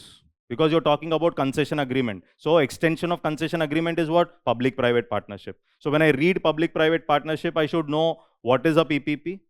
What are the benefits of PPP? What are the challenges of PPP? What is the role of PPP enhancing my economic growth? That is a sub-theme. And then benefits and challenges of public-private partnership. So when I look at this question, these are the sub-themes I will prepare. Is that okay? Understood? Yes. Now, direct explanation of the term, because he has asked clearly what it is. So therefore, there's no worry here. So here, capital formation, nothing but accumulation of capital goods, which can be used to produce other goods. The term investment includes capital investment by firms, inventory, real estate investment by households, and public investment into infrastructure. This is what I've explained. The same thing I've written as definition. Is that okay? Clear? Yes. Now, concession agreement. So when I say concession agreement, first of all, when we talk about PPP, you should understand that concession is at the highest order, that is at the top. Okay, so when I say concession agreement, if I have to draw a chart based on risk, here I'm putting public sector, and here I've put private, same here, public and private. Okay. So if I have to draw the evolution of PPP models, so you have something like service contracts or the management contract, which is the basic form where private player does not take any risk. Then we have the turnkey projects. And then we also have, third one would be low lease agreements, lease, or we use a word affirmage. Okay. And then over and above that, the fourth one would be the concessions. In this concessions, so concession can be two-way. Public sector is giving rights, the government is giving rights to the private player, or the private player buys the rights from the government. Either way, concessions. There are area concessions, there are concessions like BOT, concessions like BOOT and other things. So these are more complicated, where the private sector takes higher risk and expects higher return. Here I am putting return, here I am putting risk, here I am putting return. So private player takes higher risk and higher return. He expects higher return in concession agreements. So when you're taking more risk and you're expecting higher return, what could be the problems based on which you'll understand what are the things that have to be checked. So there should be appropriate risk allocation between public and private sector while signing the concession agreement. Why? Because huge investment, suppose airports, huge investment is made by the private sector. Some small conflict comes up, it ends up in the court. There should be a clear demarcation of risk as well as returns. That is what is one of the most important factor. You are signing a PPP in complex projects because of this reason only. Because there should be appropriate risk allocation, because public sector is not in a position to take all the risk. And therefore, the money is put by the private sector in this build operate, and he is going to operate it for 20, 25 years. And then the facility would be transferred to the government. Okay, it's a very complicated project. So one is distribution of risk, then returns, etc. Economic viability of the project. You can't sign such concession agreements for building a small road in a semi-urban or a rural area, where toll collection is very difficult. So the rural people they may say, no toll. We won't remove the road, but we will not pay toll. We don't want facility. So therefore, it should be economically and politically viable. That is a very important aspect. Otherwise, why should I take so much of risk when I know that the returns are not coming in? Okay, so that is another important aspect. And since stakes are high, when I say stakes are high, more investment, more returns involved in concessions. When stakes are high, conflicts will be high. And you do not have a regulatory body regulating PPPs. And therefore, conflict resolution mechanism should be efficient. Otherwise, these projects will end up in the courts. Huge loss of resources, stalling of projects. Stalling of project, you started a project and it got stopped. Stalling of project was accounting to 8% of GDP. So which is not good. NPS, other issues. Contract uncertainties. If things are not clearly demarcated, then there will be a lot of uncertainties, there will be a lot of problems. And completion and transition also. Okay, so once the project is completed, who is going to operate it, how much period are they going to operate it, and when is the facility being transferred to the government, etc. So all these things have to be taken care of when we are talking about concession agreements. Are you able to get this? Is that okay? You're not studied, probably then it looks like, oh, Greek and Latin, but I think concession is okay, no? The word concession agreement, high order PPP. Risk is common, returns, risk returns, conflict resolution, these are all common points. Huh? Economic viability, because revenue should be high, because I'm spending crores of rupees. And there should be easy dispute resolution, otherwise NPS will increase, stalling of projects will increase. Is that okay? Yes.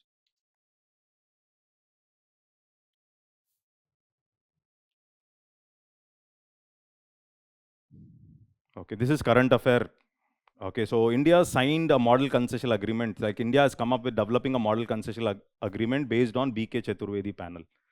It's not necessary that I write B.K. Chaturvedi, but more easier because it is directly linked to concession, difficult in the exam hall. So you can write PPPs are a very significant aspect for building infrastructure.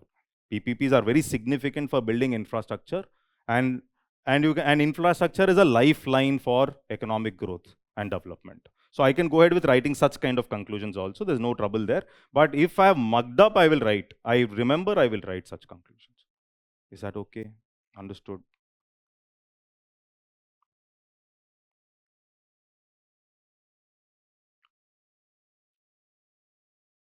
See now. Sub-themes only. Why is PPP required in infrastructure projects? Examine the role of PPP in development of railway stations in India. This was also a 2020 question. Okay, so why is PPP required in infrastructure projects? Okay, so can you tell me why PPP is required in infrastructure projects?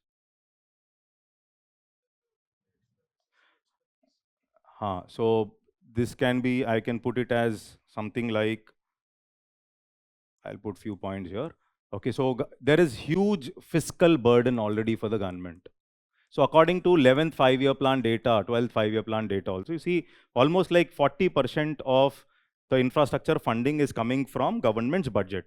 Government has other things to do. Therefore, huge fiscal burden government cannot handle. Then, so another problem is lack of expertise, or if you want to build, increase efficiency and build world-class infrastructure. Build world-class infrastructure. Build world-class infrastructure. I need the contribution of private sector. I think it is clear. Okay, and it's a proved success model, PPP. Yes, what else? Why PPP in infrastructure? Very good. So sharing risk, that is basically risk allocation. Sharing of risk and return. Very good. Risk and return. Yes.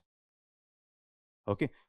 Private operations will directly lead to increase in efficiency. Private operations will lead to increase in efficiency. Yes. What else?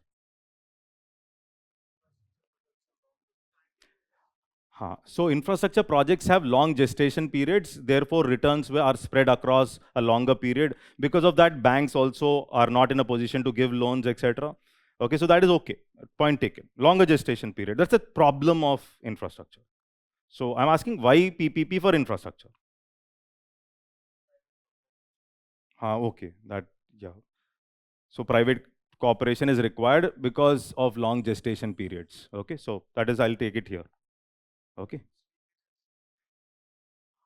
Reduce leakages, I'll put it as more transparency.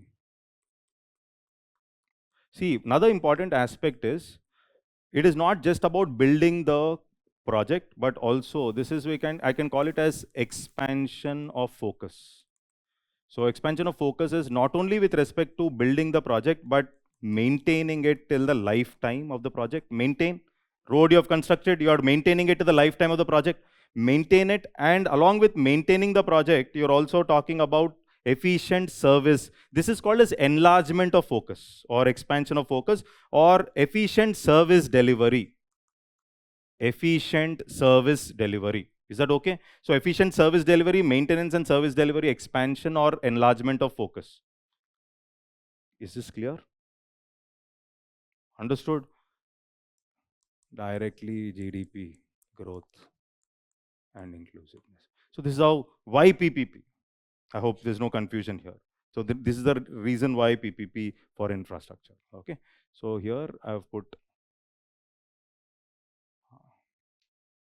So we have talked about direct introductions.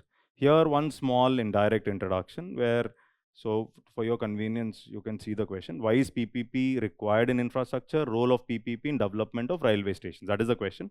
So here you can see 1990s, there has been a rapid rise of PPPs across the globe.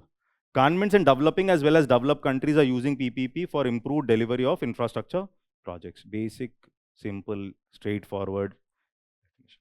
Is that okay? So, and this is about why PPP.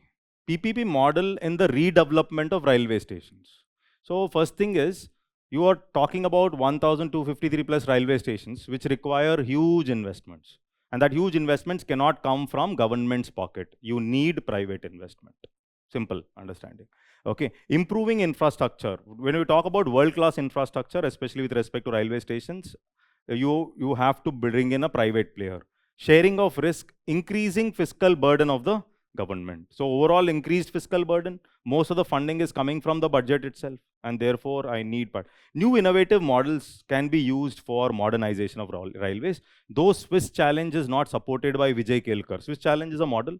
Swiss challenge is a model which is not supported by Vijay Kelkar committee, but Swiss challenge acts as an innovative model for modernizing railways.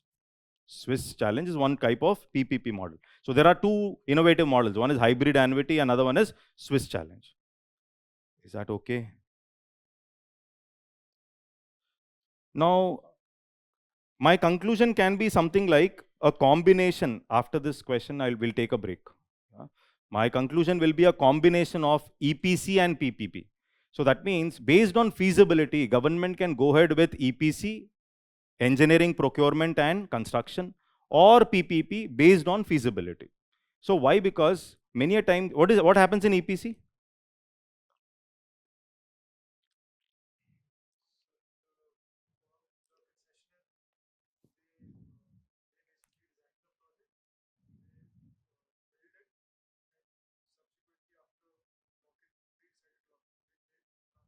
No, in engineering, procurement and construction, basically government takes the finance risk. You're calling the private player only for his expertise, private expertise. You're not calling him for putting in money. Government would be the funding partner. Let's say government is putting in money, but expertise is the. So this is a very old method of government doing things, where you are calling him for his expertise. So PPP, here the PPP in the concession is the private player is building it. That means he's arranging money from his pocket. Got the point, right? So either it can be through EPC or PPP based on feasibility for railway stations as well. This is a conclusion for the railway stations.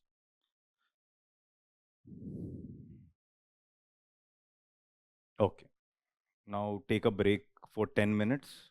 10 minutes is sufficient? Yes, and we'll start the new thing.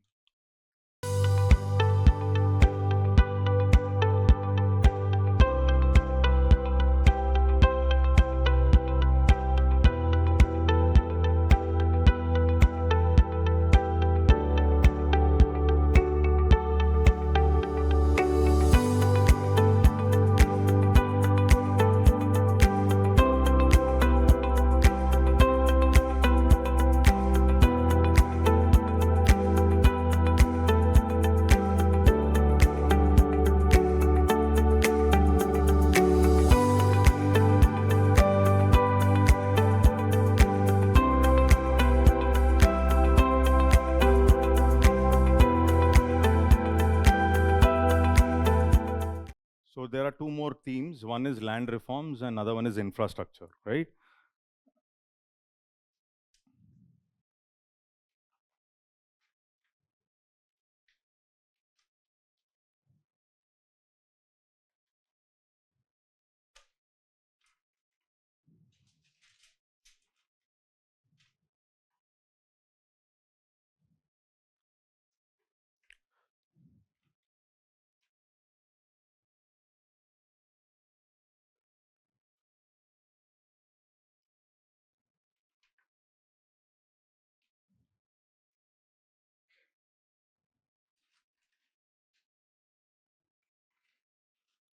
Okay. So this is a topic which is often neglected, but there were questions and very important. See here, this was a recent question. Let's see this question first, and through this question we can discuss. So state the objectives and measures of land reforms. That means there are certain objectives, and to achieve those objectives, some measures were taken. Okay. Discuss how land ceiling policy on land holding can be considered as an effective reform under economic criteria. Okay, so there are three things here. Okay, so objective and measures and land ceiling, about land ceiling. So land ceiling is, what is land ceiling? As per law, how much is the maximum amount of land one can hold? Okay, so land ceiling policy on land holding can be considered as an effective reform under economic criteria. Economic criteria. As far as economic criteria, there are positives of land ceiling, okay, and there are some negatives of land ceiling, right? Now see here, there are sub-themes and expansions. Now, if I have to expand the themes of land reforms and land ceiling, so what could be? So one is agriculture-friendly land reforms. There was a previous question also that was asked. Suggest measures where you can come up with agriculture-friendly land reforms. Okay, so two, land reforms and farmers' welfare. So can land reforms increase the incomes of farmers, reduce disguised unemployment problem? Okay, so all that. Land reforms and inclusive growth. How can land reforms lead to inclusiveness or inclusive growth? So the whole objective is, we have come up with principles of socialism, and then we wanted to reduce concentration of wealth, and we also decided that is the reason we have come up with land reforms, okay, in the first 5-year plan. Okay, and then problems or challenges of land reforms. So there was a previous question which was asking, like, what are the reasons for success of land reforms? Very difficult question. If you ask what are the reasons for failure, it is easy to write. But the question was, what are the reasons for success of land reforms?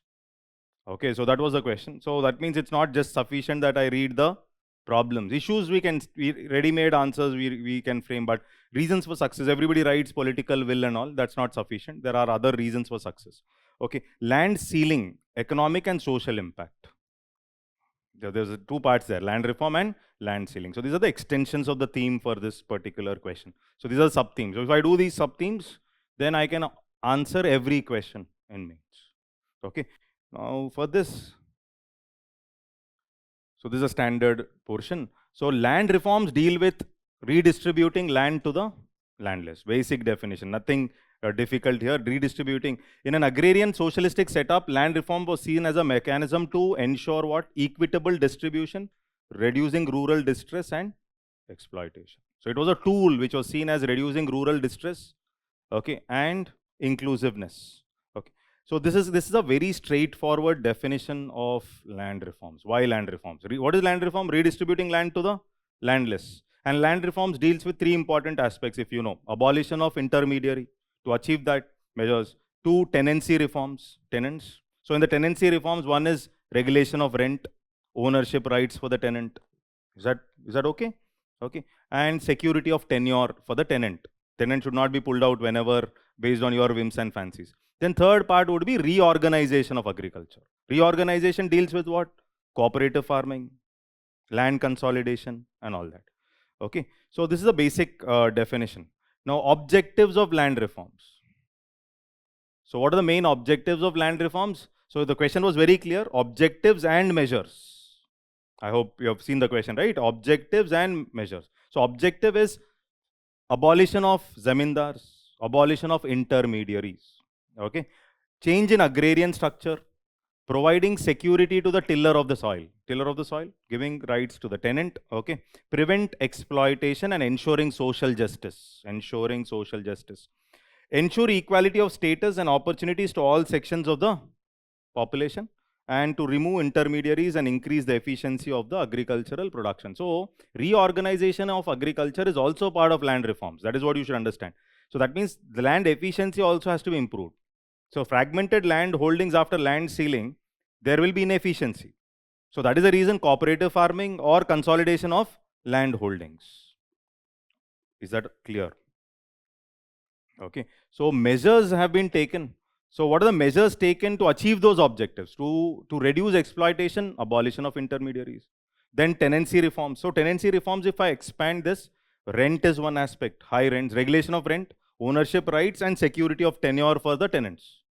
Okay. Digitalization of land records. Suppose tenant has to get his rights, his name should be mentioned as tenants in the land records. If it is not mentioned, the tenant cannot claim for his rights. So that is the reason these land records have to be updated regularly, and digitalization of land record is one of the aspects under that. Is that okay? Yes. Reorganization of agriculture. Here we are talking about cooperative farming or land consolidation and all that. And right to fair compensation and transparency in land acquisition, rehabilitation and resettlement. Of course, this was 2013 Act. Land, is that okay? So this is basically, if government is acquiring land, then there should be a transparent mechanism with respect to compensation, etc. That was what was dealt in this 2013 rehabilitation thing. Okay, so then if you see land ceiling and economic argument, this is the second part of the question. So that means, what is land ceiling? So you start up with the definition. Of course, you can't draw a flowchart and leave. Okay, so land ceiling is what is a statutory limit based on which the maximum land you can hold. Statutory limit with respect to the land which you can hold. Okay, so land ceiling earlier in the first 5-year plan, they were primarily focusing on restricting future acquisition. They were not distributing the present land which you have. Present land, that is, you have more than what is the statutory limit, but they were not asking you to give away the land. They were asking you to not to procure new land. That was the first 5-year plan. Second 5-year plan, they said, no, not just restrictions on future acquisition, but also on the present. Is that okay? So you have to also give away the present land. But the land ceiling rules were irregular in different states. But Land Ceiling Act 1972, new land ceiling rules 1972 has regularized things to some extent. Okay, that has put land related aspects in the 9th schedule of the Constitution, which is beyond judicial intervention. So 9th schedule of the Constitution, which is beyond judicial intervention. So that was also one of the reasons for success of land reforms. Reasons for success of land reforms, one reason is putting these land related aspects in the 9th schedule, which is beyond judicial intervention. Bhudan movements and the spirit of freedom struggle being carried forwarded is a reason. Participation of farmer societies as well as civil society organizations and bringing in awareness is also a reason for success of land reforms. Are you able to get this? Is this clear? No, other reasons we will see. So here you can see through land ceiling, what are the benefits of land ceiling? One is social justice. Social justice, equity with respect to land ownership. So you cannot handle rural poverty. Rural poverty cannot be handled unless and until there is redistribution of land. So data clearly says that poverty elevation is possible through distribution of land. So FAO clearly says redistribution of 5% of land with adequate irrigation facilities, water facilities can reduce poverty by 30%. So this is how I link land ceiling to inclusiveness or inclusive growth. Is that okay? Understood? So poverty elevation and social justice, employment generation. Land is given, somebody is idle, is able to work. Okay, and promoting cooperative farming. After land ceiling, you have small parcels of land here and there. Efficiency will be less. Economies of scale will be less. This is the negative of land ceiling. Economic efficiency of the land will be less. So that is the reason you have to come up with cooperative farming or land consolidation. So government will consolidate and give you a bigger piece of land at some place where you can use your modern technology, etc. Is that okay? Then another problem can be, it was seen that fragmented land holdings, employment generation would be there initially, but over a period of time, it will reduce. Okay, why? Because you're not able to generate more money and your investment capacity will also be less. You're generating more output, then automatically you will have sufficient surplus money to increase the capital formation on the land, investment into the land. So that is not possible when you have fragmented land holdings. So fragmented land holdings will reduce the efficiency. Okay, so these are the problems which you can see. Economic argument, when I say there are the benefits are there are also some negatives. Is that okay? Understood. This was the question. So question was asking, you should know what is land reform, objectives, and then measures, and then land ceiling. What is land ceiling? This is the second part. You can't draw a chart and leave. This is for our convenience I have drawn, so that you will memorize it easily. But better would be explaining what is land ceiling, statutory limit beyond which land cannot be under your control, right? And then comes what is the positive of land ceiling and negative of land ceiling. I hope it is clear. Okay, let's move to the next question. Okay, so conclusion. So success of land reforms and ceiling depends on what? See, these are called as radical reforms.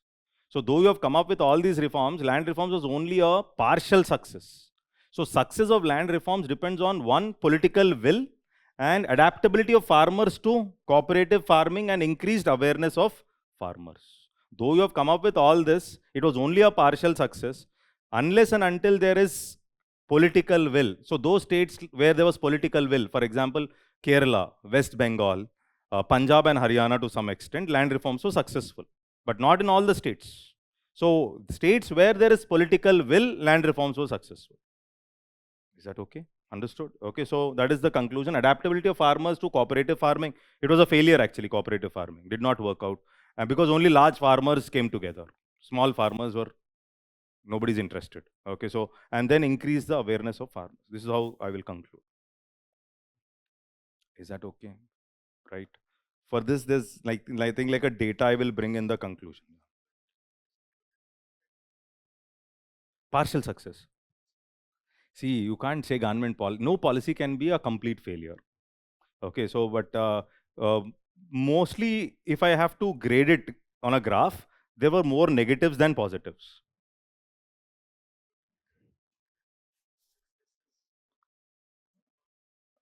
No, I said how it will be successful. So this is something like I did not quote something like it is successful. I said success depends. I did not say it is successful. I said depends on political will and adaptability of farmers, right? So that is what you should understand. It's like, I did not say successful. I believe it was a failure.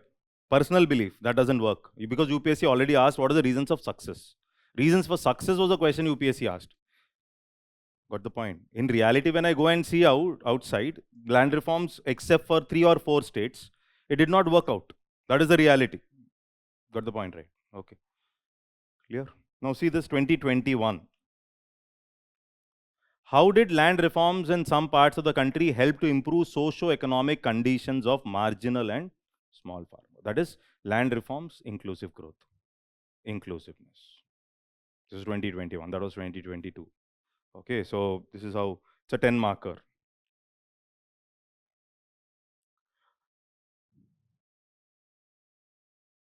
Okay, so land reform since independence was seen as a tool to improve land efficiency and ensuring social justice. So I will use the word social justice because the question is on small and marginal farmers, as simple as that. Okay, and land reforms was partially successful, barring few states like West Bengal. This is the truth. Partially successful, barring few states like these were successful states. Is that okay? Yes. Now see here, socio-economic conditions of farmers. Now the question is impact of land reforms on socio-economic conditions of farmers. So this is best to show the examiner that there is a vicious cycle of land ownership and socio-economic status. Vicious cycle. It is a continuous cycle where you are trapped. Okay, so what is a trap here? You're a small and a marginal farmer. Means you have fragmented land holdings and there are absence of land records. Because of that, you cannot access credit. Loan will not be easily available. So there is low investment. So there is no investment means low marketable surplus. And when you go and sell your produce also, there is again trouble with respect to exploitation in the mandis. And then again, low income, low economic status. You remain as a small and marginal farmer. This is not asked in the question. Therefore, a flowchart. He did not ask what is the problem specifically. So here the question is socio-economic conditions. How can you increase the socio-economic conditions of small and marginal farmer? Why should I increase the socio-economic conditions is something that is not asked, which I'm showing it through a flowchart. Got the point? Why should I increase the socio-economic conditions of small and marginal farmer through land reforms is because he will be trapped in the vicious cycle where he will not be in a position to raise money and he will be trapped with low socio-economic status. Got the point, right? Small farmer, fragmented land holdings, absence of land records. That means I can't raise credit, no surplus. Whatever surplus exploited in the market, since I'm exploited, low income, low economic status, and I remain as a small and marginal farmer. And I continue in this vicious cycle. If I have to move out of the vicious cycle, my land reform should help me to move out of it. The reform should help. So abolition of intermediaries, tenancy reforms, and bringing in awareness with respect to the farmer, with respect to the benefits of cooperative farming and land consolidation. That's because land is something like psychological, they have a psychological attachment. So land consolidation, if I say, give that small parcel of land, maybe the farmer may say, this is my grandfather's land. That is grandmother's. I will not give. And I can't use modern technology. Efficiency will not improve. So these are all troubles which are there. Okay, equitable reorganization of land holdings, land ceiling, dissolution of social stratification, all this. Okay, so this is the direct link between socio-economic status of small and marginal farmers and efficient implementation of land reforms. Is this okay? Now for this question, I can think of a way forward. For this question, I can think of a way forward. Way forward can be thought. For example, one current affairs scheme, Swamitwa, heard of this?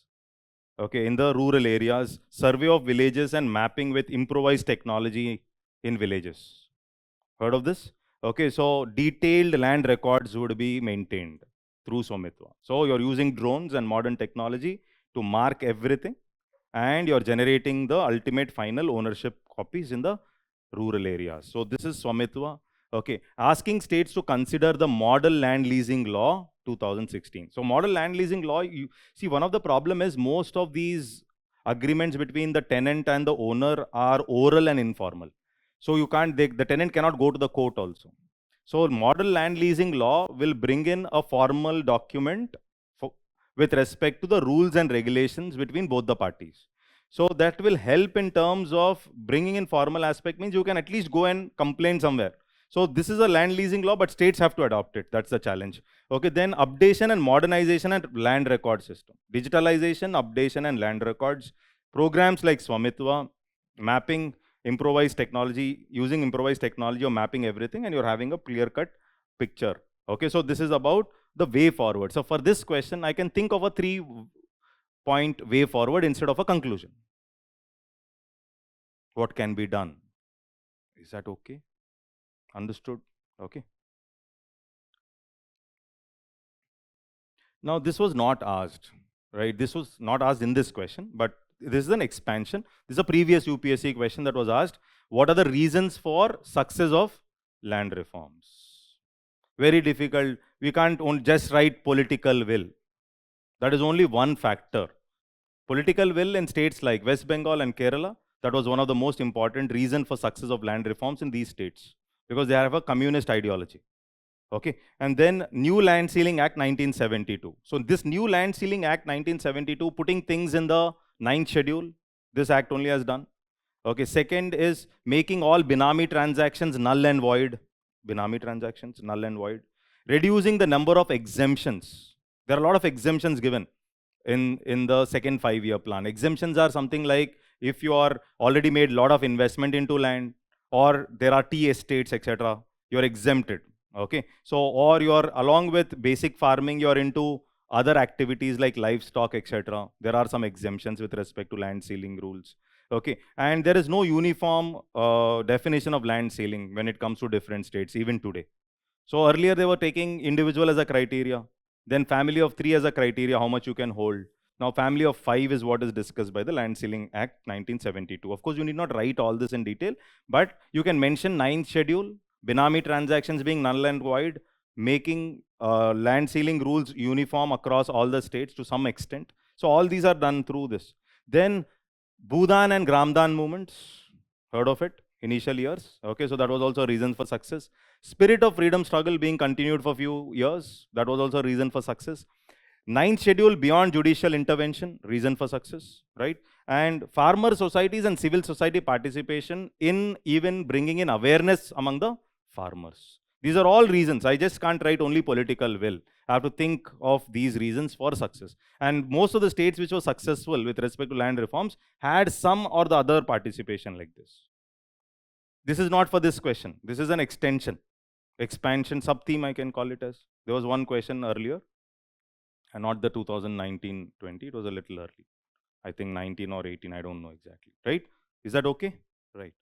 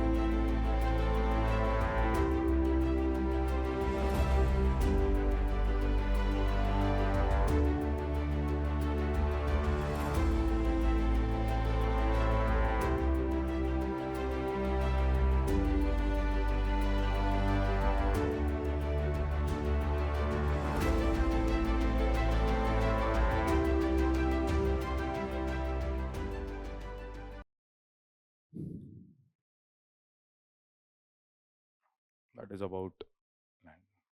I hope it is clear till here. There's no confusion, right? And don't leave land reforms. Remember, you should not leave land reforms and go. It's an important area, right?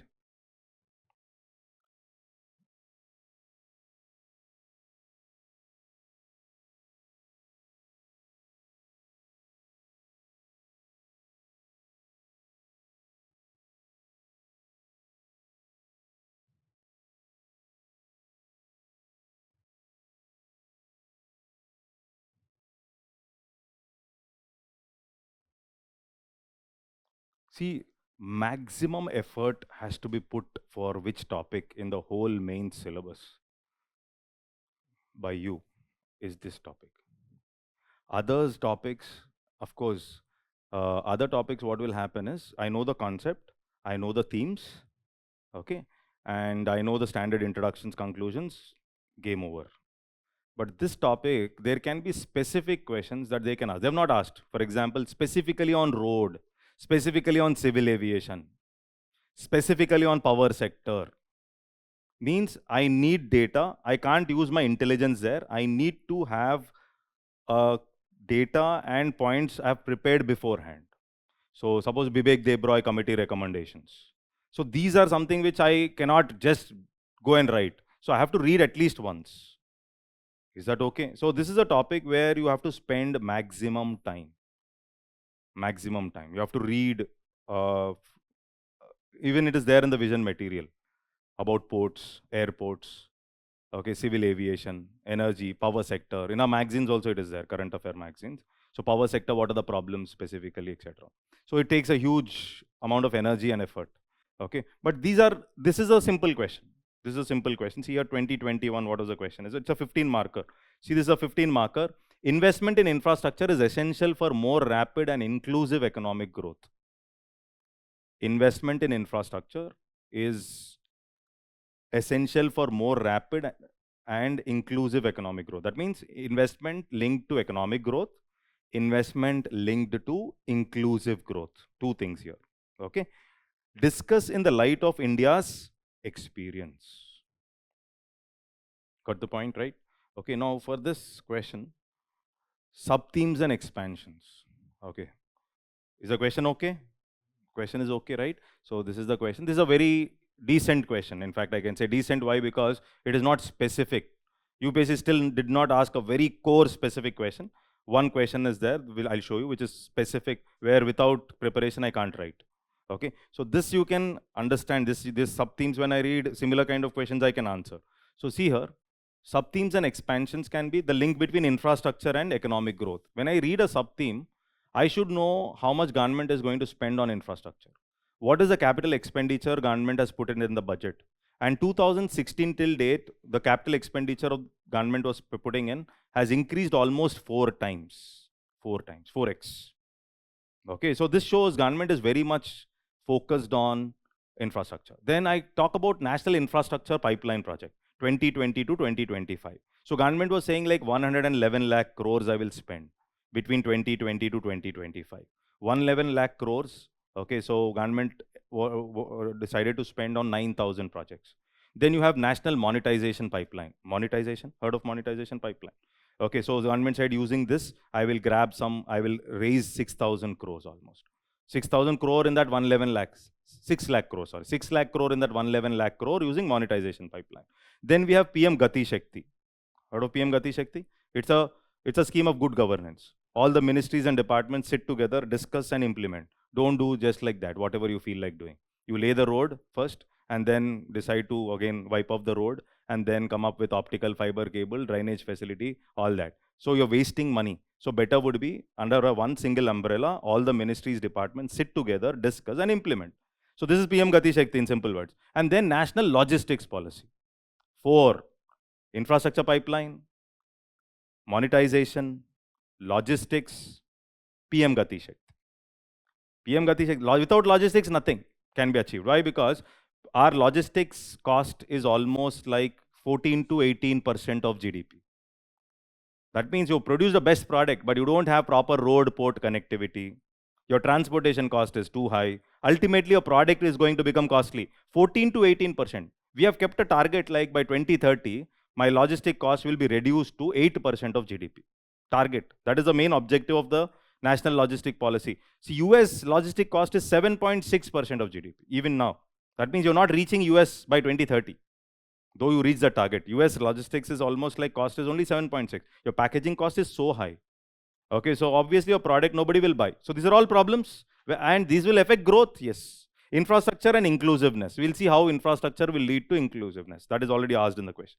Role of infrastructure in achieving $5 trillion economy. Because Modi ji was very clear, $5 trillion economy, how I will achieve $5 trillion economy. He said, I will achieve $5 trillion economy like this. Okay, so 2018, he said, I will reach $5 trillion by all these aspects, investment, law, data, exports, nudge, jobs, savings. All these are gears which are going to rotate. And when all of them rotate, I will reach 5 trillion. And out of all this, 2 are the most important. 1, investment. In that investment, he was talking about private investment, not public investment, of course. And then to export. Private investment and export. But the private fellow will only invest when there is infrastructure. And that infrastructure funding is done primarily by government. Are you able to get this? So this is something which, and that is the reason for this aspect he has come up with National Infrastructure Pipeline, monetization, logistics, and PM Gati Shakti. This is the logic basically, right? So that is what.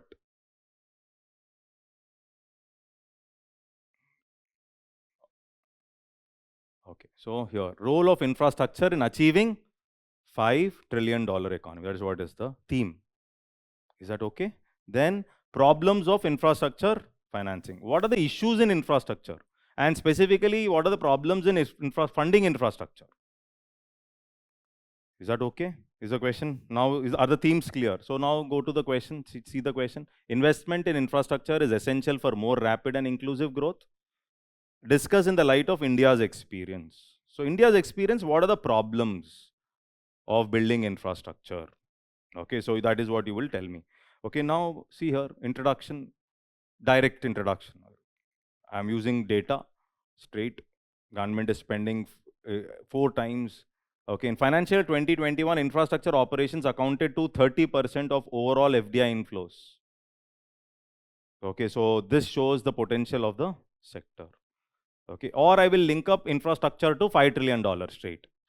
Okay, so infrastructure-led growth model designed by the government in 2018 requires public investment in infrastructure, because unless and until there is infrastructure, there will not be any private investment. So I'll take that line in writing the introduction if I don't have data. I will link up infrastructure role in achieving $5 trillion straight. Is that okay? We'll have two methods. One is when I have the content or data. When I don't have the content, what will I do? So I'll straight away link, because he's saying rapid growth. No? So rapid growth. So Modi ji in 2018 said, we will grow at 8% every year to reach $5 trillion within 5 years. Using investment-led growth model, which requires infrastructure. So that is the reason I will use $5 trillion and infrastructure for my introduction. Either ways, this is I've written because some data you will get. Is that okay? Understood, right? Now, of course, you will not draw the diagram. You have to write the importance of infrastructure. I've just put it because it is easy for you all to memorize. So why infrastructure? So the question is what? Role of infrastructure in economic growth and inclusiveness. That is what is the question. So here through this chart, I can write different points. So one is infrastructure always helps in crowding in private investment. That is why there will be higher GDP growth. What is the meaning of crowding in effect? So if government is building this road of 100 crore, because this road is built, there is Infosys or maybe Samsung coming up with building an industry there because of the road and is putting in 500 crores. So this is nothing but what? Crowding in private investment, which will lead to increase in GDP growth, obviously. I hope it is clear. Infrastructure has multiplier effect on GDP. That is also a point. Infrastructure has multiplier effect on GDP. How will infrastructure have multiplier effect? So when road is built and when there is crowding in effect, there are jobs that are getting created. There are more jobs that got created, means incomes are getting increased. And because incomes are increasing, you have poverty reduction. So when you have all this income, everything, there is also a positive externality. What is this positive externality? Because all this is happening, schools and hospitals will develop in that area. This is called a social infrastructure. That means this physical infrastructure or economic infrastructure is leading to build up of social infrastructure in the form of schools and hospitals. That is nothing but inclusiveness. And there is a multiplier effect. This 100 crore will increase my GDP up to 10,000 crores. I think you're getting my point, right? Crowding in effect, people are coming in there, schools are coming in, hospitals are coming in. So their incomes are increasing, their spending, consumption is increasing. So it has a multiplier effect on GDP. So that is the point. Point is what? Infrastructure leads to multiplier effect on GDP. That is about growth. Is that okay? Effective infrastructure will increase logistics efficiency, which is a critical factor for my GDP growth. Logistics efficiency.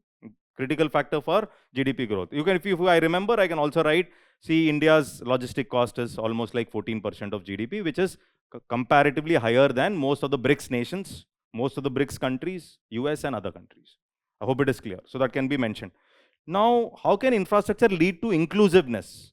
Inclusiveness, infrastructure leads to job creation, poverty elevation, reduction in poverty, increase in per capita incomes, okay, positive externalities in the form of social infrastructure like schools and hospitals, etc.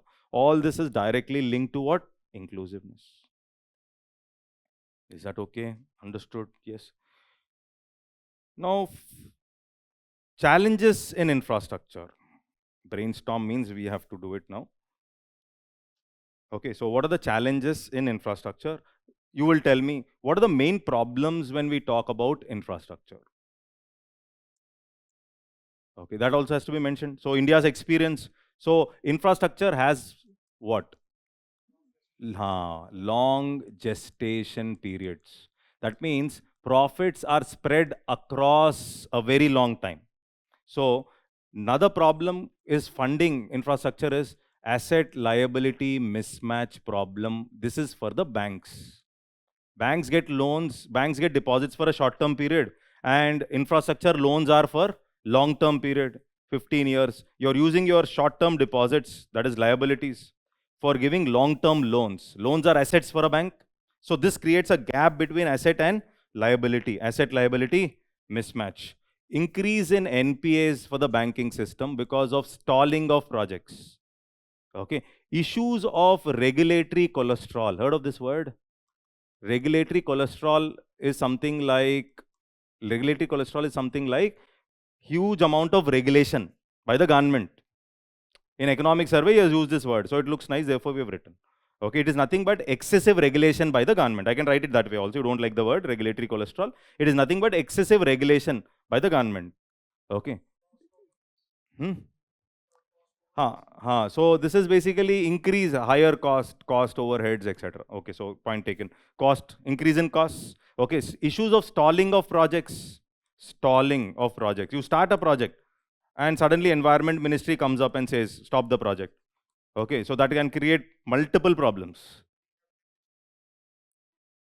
Okay, so that is a social problem. That would be the last. Okay, rehabilitation of displaced people. Now, that's what I was saying. In GS3, first I will write all the economic, and then that is a social aspect, right? Yes. Anything else? Challenges in infrastructure. Acquisition. It also increases the fiscal burden for the government. Okay. Issues and problems related to land acquisition and policies. Or common problem is policy paralysis. Common point for everything, that is, policy paralysis, lack of implementation. Today, they did not expect the majority for the government. So therefore, there was a bloodbath in stock markets, if you know. Because if you have to take the support of other parties, then there can be more of policy paralysis. So business views it as slow decision making and lack of implementation of policies. And therefore, they removed money from the stock markets today. It's not, I think you got my point, right? So the policy paralysis. So this is about land acquisition and policies or policy paralysis, etc. Then what else? What are the other challenges? So there are many problems of infrastructure. So for example, why financing, challenges of infrastructure financing. Financing infrastructure itself is a problem. That is financing infrastructure. So you do not have an efficient regulatory mechanism, etc. So here financing can be, bond market is still not developed in India. So corporates cannot issue bonds and raise money easily. Municipal bond market is also still not developed in Indian market. Okay, so that means financing infrastructure. Problems related to insurance companies. Insurance companies cannot park their money into infrastructure projects because of IRDA guidelines. They say you have to only put your money into something like a AAA plus rating. So you should have a very good rating so that the infrastructure companies can put the money in the infrastructure projects. ECB routes have weakened. Okay, and lack of easy exit mechanism. This is called as Chakravyuha challenge. Lack of easy exit is a problem. Chakravyuha. Private player is ready to build through public-private partnership, but there is no easy. Tomorrow there is a problem. He wants to move out. It is like Abhimanya's Chakravyuha. Entry is there, exit is not there. So therefore, he's not entering only. He's not signing PPP project to build infrastructure. This is called as lack of easy exit. I can also use the word Chakravyuha. Why? Because economic survey used it. You don't like the word, right? Lack of easy exit. Design flaws, okay. Construction design risk, okay. Increased risk or perceived risk, okay. Lack of viability, economic and political viability. That is all related to PPP specific, but not directly with respect to infrastructure. I hope it is clear. Is that okay? Yes. This is just a snapshot. Like I said, brainstorm so that you will also tell me some points. It's simple only, not so difficult. Is that okay? Let's move forward. Now in the conclusion, I will use 5 trillion. If I'm not using in the introduction, I've not used it in the introduction. I've used a static content, right? Okay, so in the conclusion, to achieve $5 trillion, okay, or to implement investment-led growth model for achieving $5 trillion, public investment into infrastructure is a prerequisite. Prerequisite, that means I need it if I want investment-led growth to be implemented to reach $5 trillion economy. Is that okay? That would be my conclusion. Okay, so in introduction, since I came up with data, conclusion I will come up with this aspect. But since introduction there is no data, you come up with introduction 5 trillion, then conclusion you should write government policies should be made more efficient, or current government policies with respect to infrastructure. I'll bring NIP in the conclusion. I'll bring NMP, NLP, and and PM Gati Shakti to improve infrastructure by 2025-26. So that would be my conclusion if I'm using this in the introduction. Are you able to follow? Anything is okay.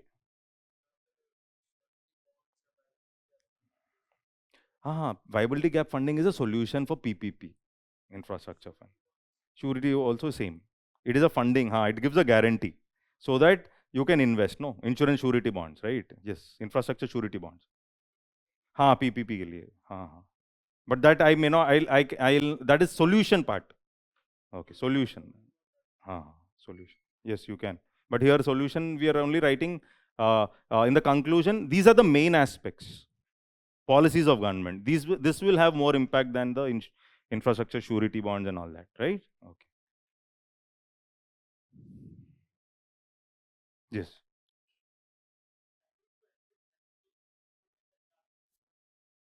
No, lack of easy exit mechanism, I'll only write one line. It depends, suppose if it is a 15 marker. So in a 15 marker, I need to expand it a little. Suppose it's a 10 marker. This is a 15 marker, right? Okay, in the 15 marker, I will expand it a little. Lack of easy exit. So currently the problem is with respect to when the projects are stuck, okay, there should be a procedure as stated by Vijay Kelkar committee. So Vijay Kelkar committee was talking about closing off the contract and again giving a new contract. Okay, so because there is no exit, they'll not be interested in coming. So I will extend it by another 2 lines in a 15 marker. In a 10 marker, I'll only write one line. Only one line, because I've written other things also here, right? 3 parts. So in 3 parts, how much I can write? It all depends on 10 and 15. See, diagram also is more easy for us than a 15 marker. In a 15 marker, I'll go with a graph in mind for a 15 marker or a flow chart in mind for a 15 marker. Definitely it will give me 1 mark, half mark. Half mark more in 10 questions is 5 marks in one paper.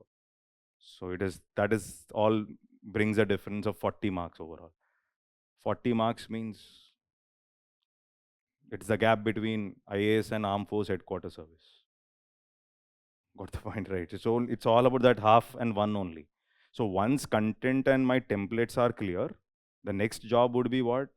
Graph, flowchart, all flowcharts at one place. It's not that I'll draw it in the exam hall, right? I have a template for a flowchart. If you have, the template should be ready. That also is practiced. I'll not draw a new flowchart. Bar graphs are practiced. Bar graph, I've shown you one bar graph today, right? Okay, so everything has to be practiced. Okay, fine. And this is the last question. So this is a difficult question. Some put it in the environment, but it's all related to infrastructure extensions, renewable energies and everything. So here, why it is difficult is, I can write a general answer for this. You know what is a general answer? Side headings. But filling content requires some knowledge. That is why, what I mean by difficult, right? So do you think India will meet 50% of its energy needs from renewable energy by 2030? Okay, so now this is how, it's all about sustainable development logic. Justify your answer, okay? How will the shift of subsidies from fossil fuels to renewables help achieve the above objective? And that too 15 marker. Got the point? Why difficult? 10 marker, I'll scribble. Okay, but 15 marker means again there is a trouble. Of course, this is okay. Shift of subsidies you can manage. But here, if you see, do you think India will meet 50% of its energy needs from renewable energy by 2030? And you should justify. Okay, so what you will justify without knowing anything about it is the question. Got it? Okay, so that is the area of difficulty in this question. Okay, yes.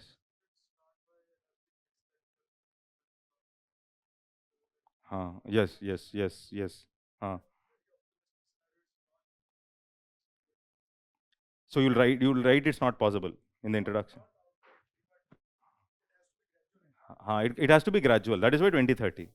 So this is 2022. 8 years, is it possible? No problem. So you'll not write it's not possible.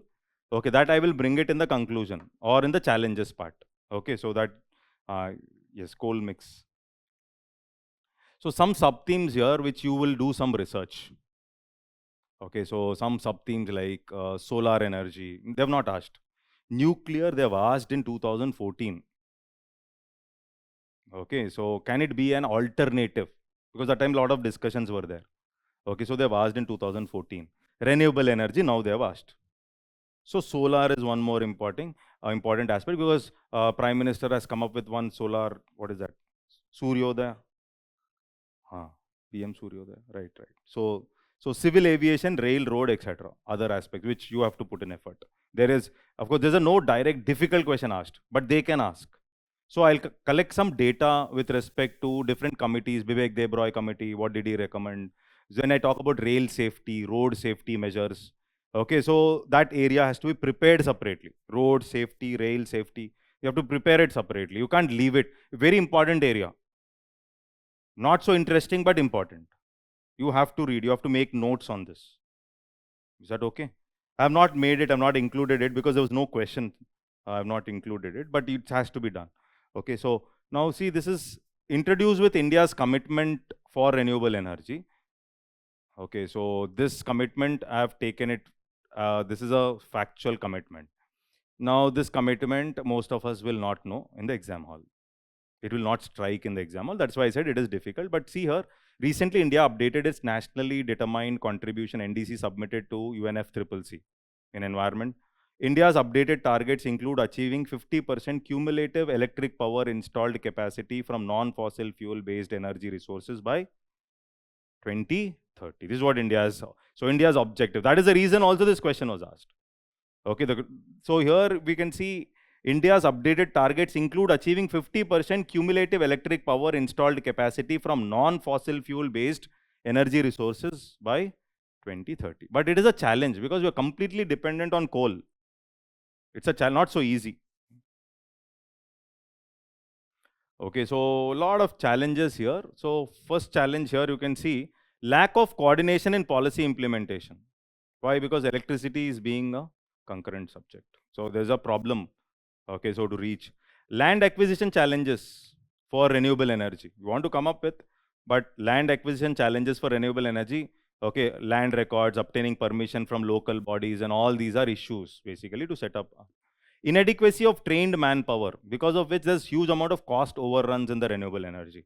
Okay, and coal dependency is huge. So almost like more than 70% of power produced comes from coal plants. This is what he was talking about introduction.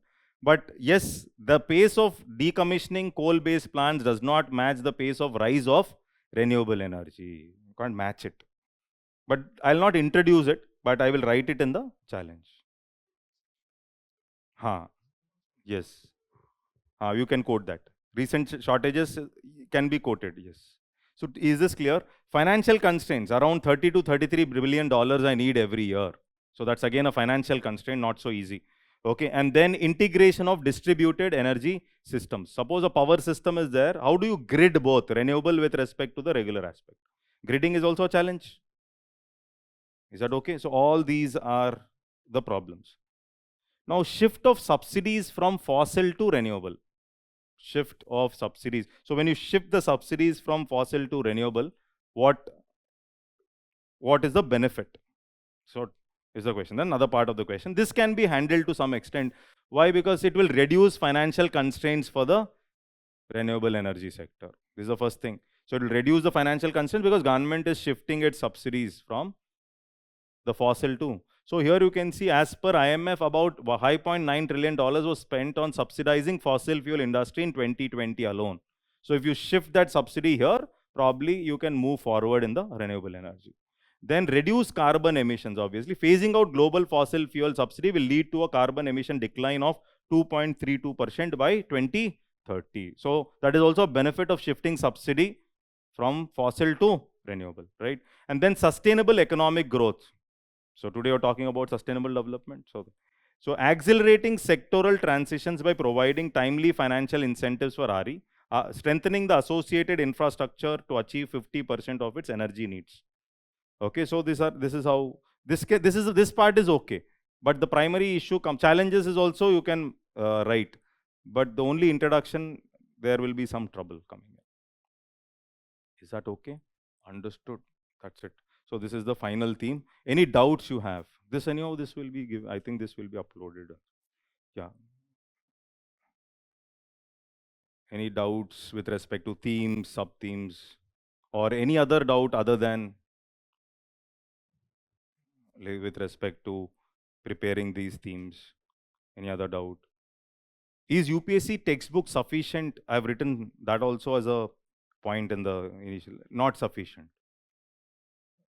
So if you remember some myths to be broken, UPSC textbooks for mains. UPSC textbook is the last thing I will refer for mains. Remember this. I will use more of internet and I will prepare my own content based on themes. And I will not depend on a particular textbook like maybe Ramesh Singh or XYZ. Because that will not help me to write these answers. No?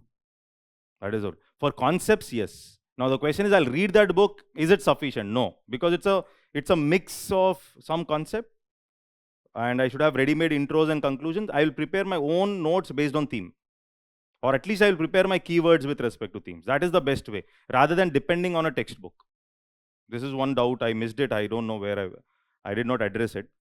Okay, it was there and I missed it. Okay, so that's all then. No doubts.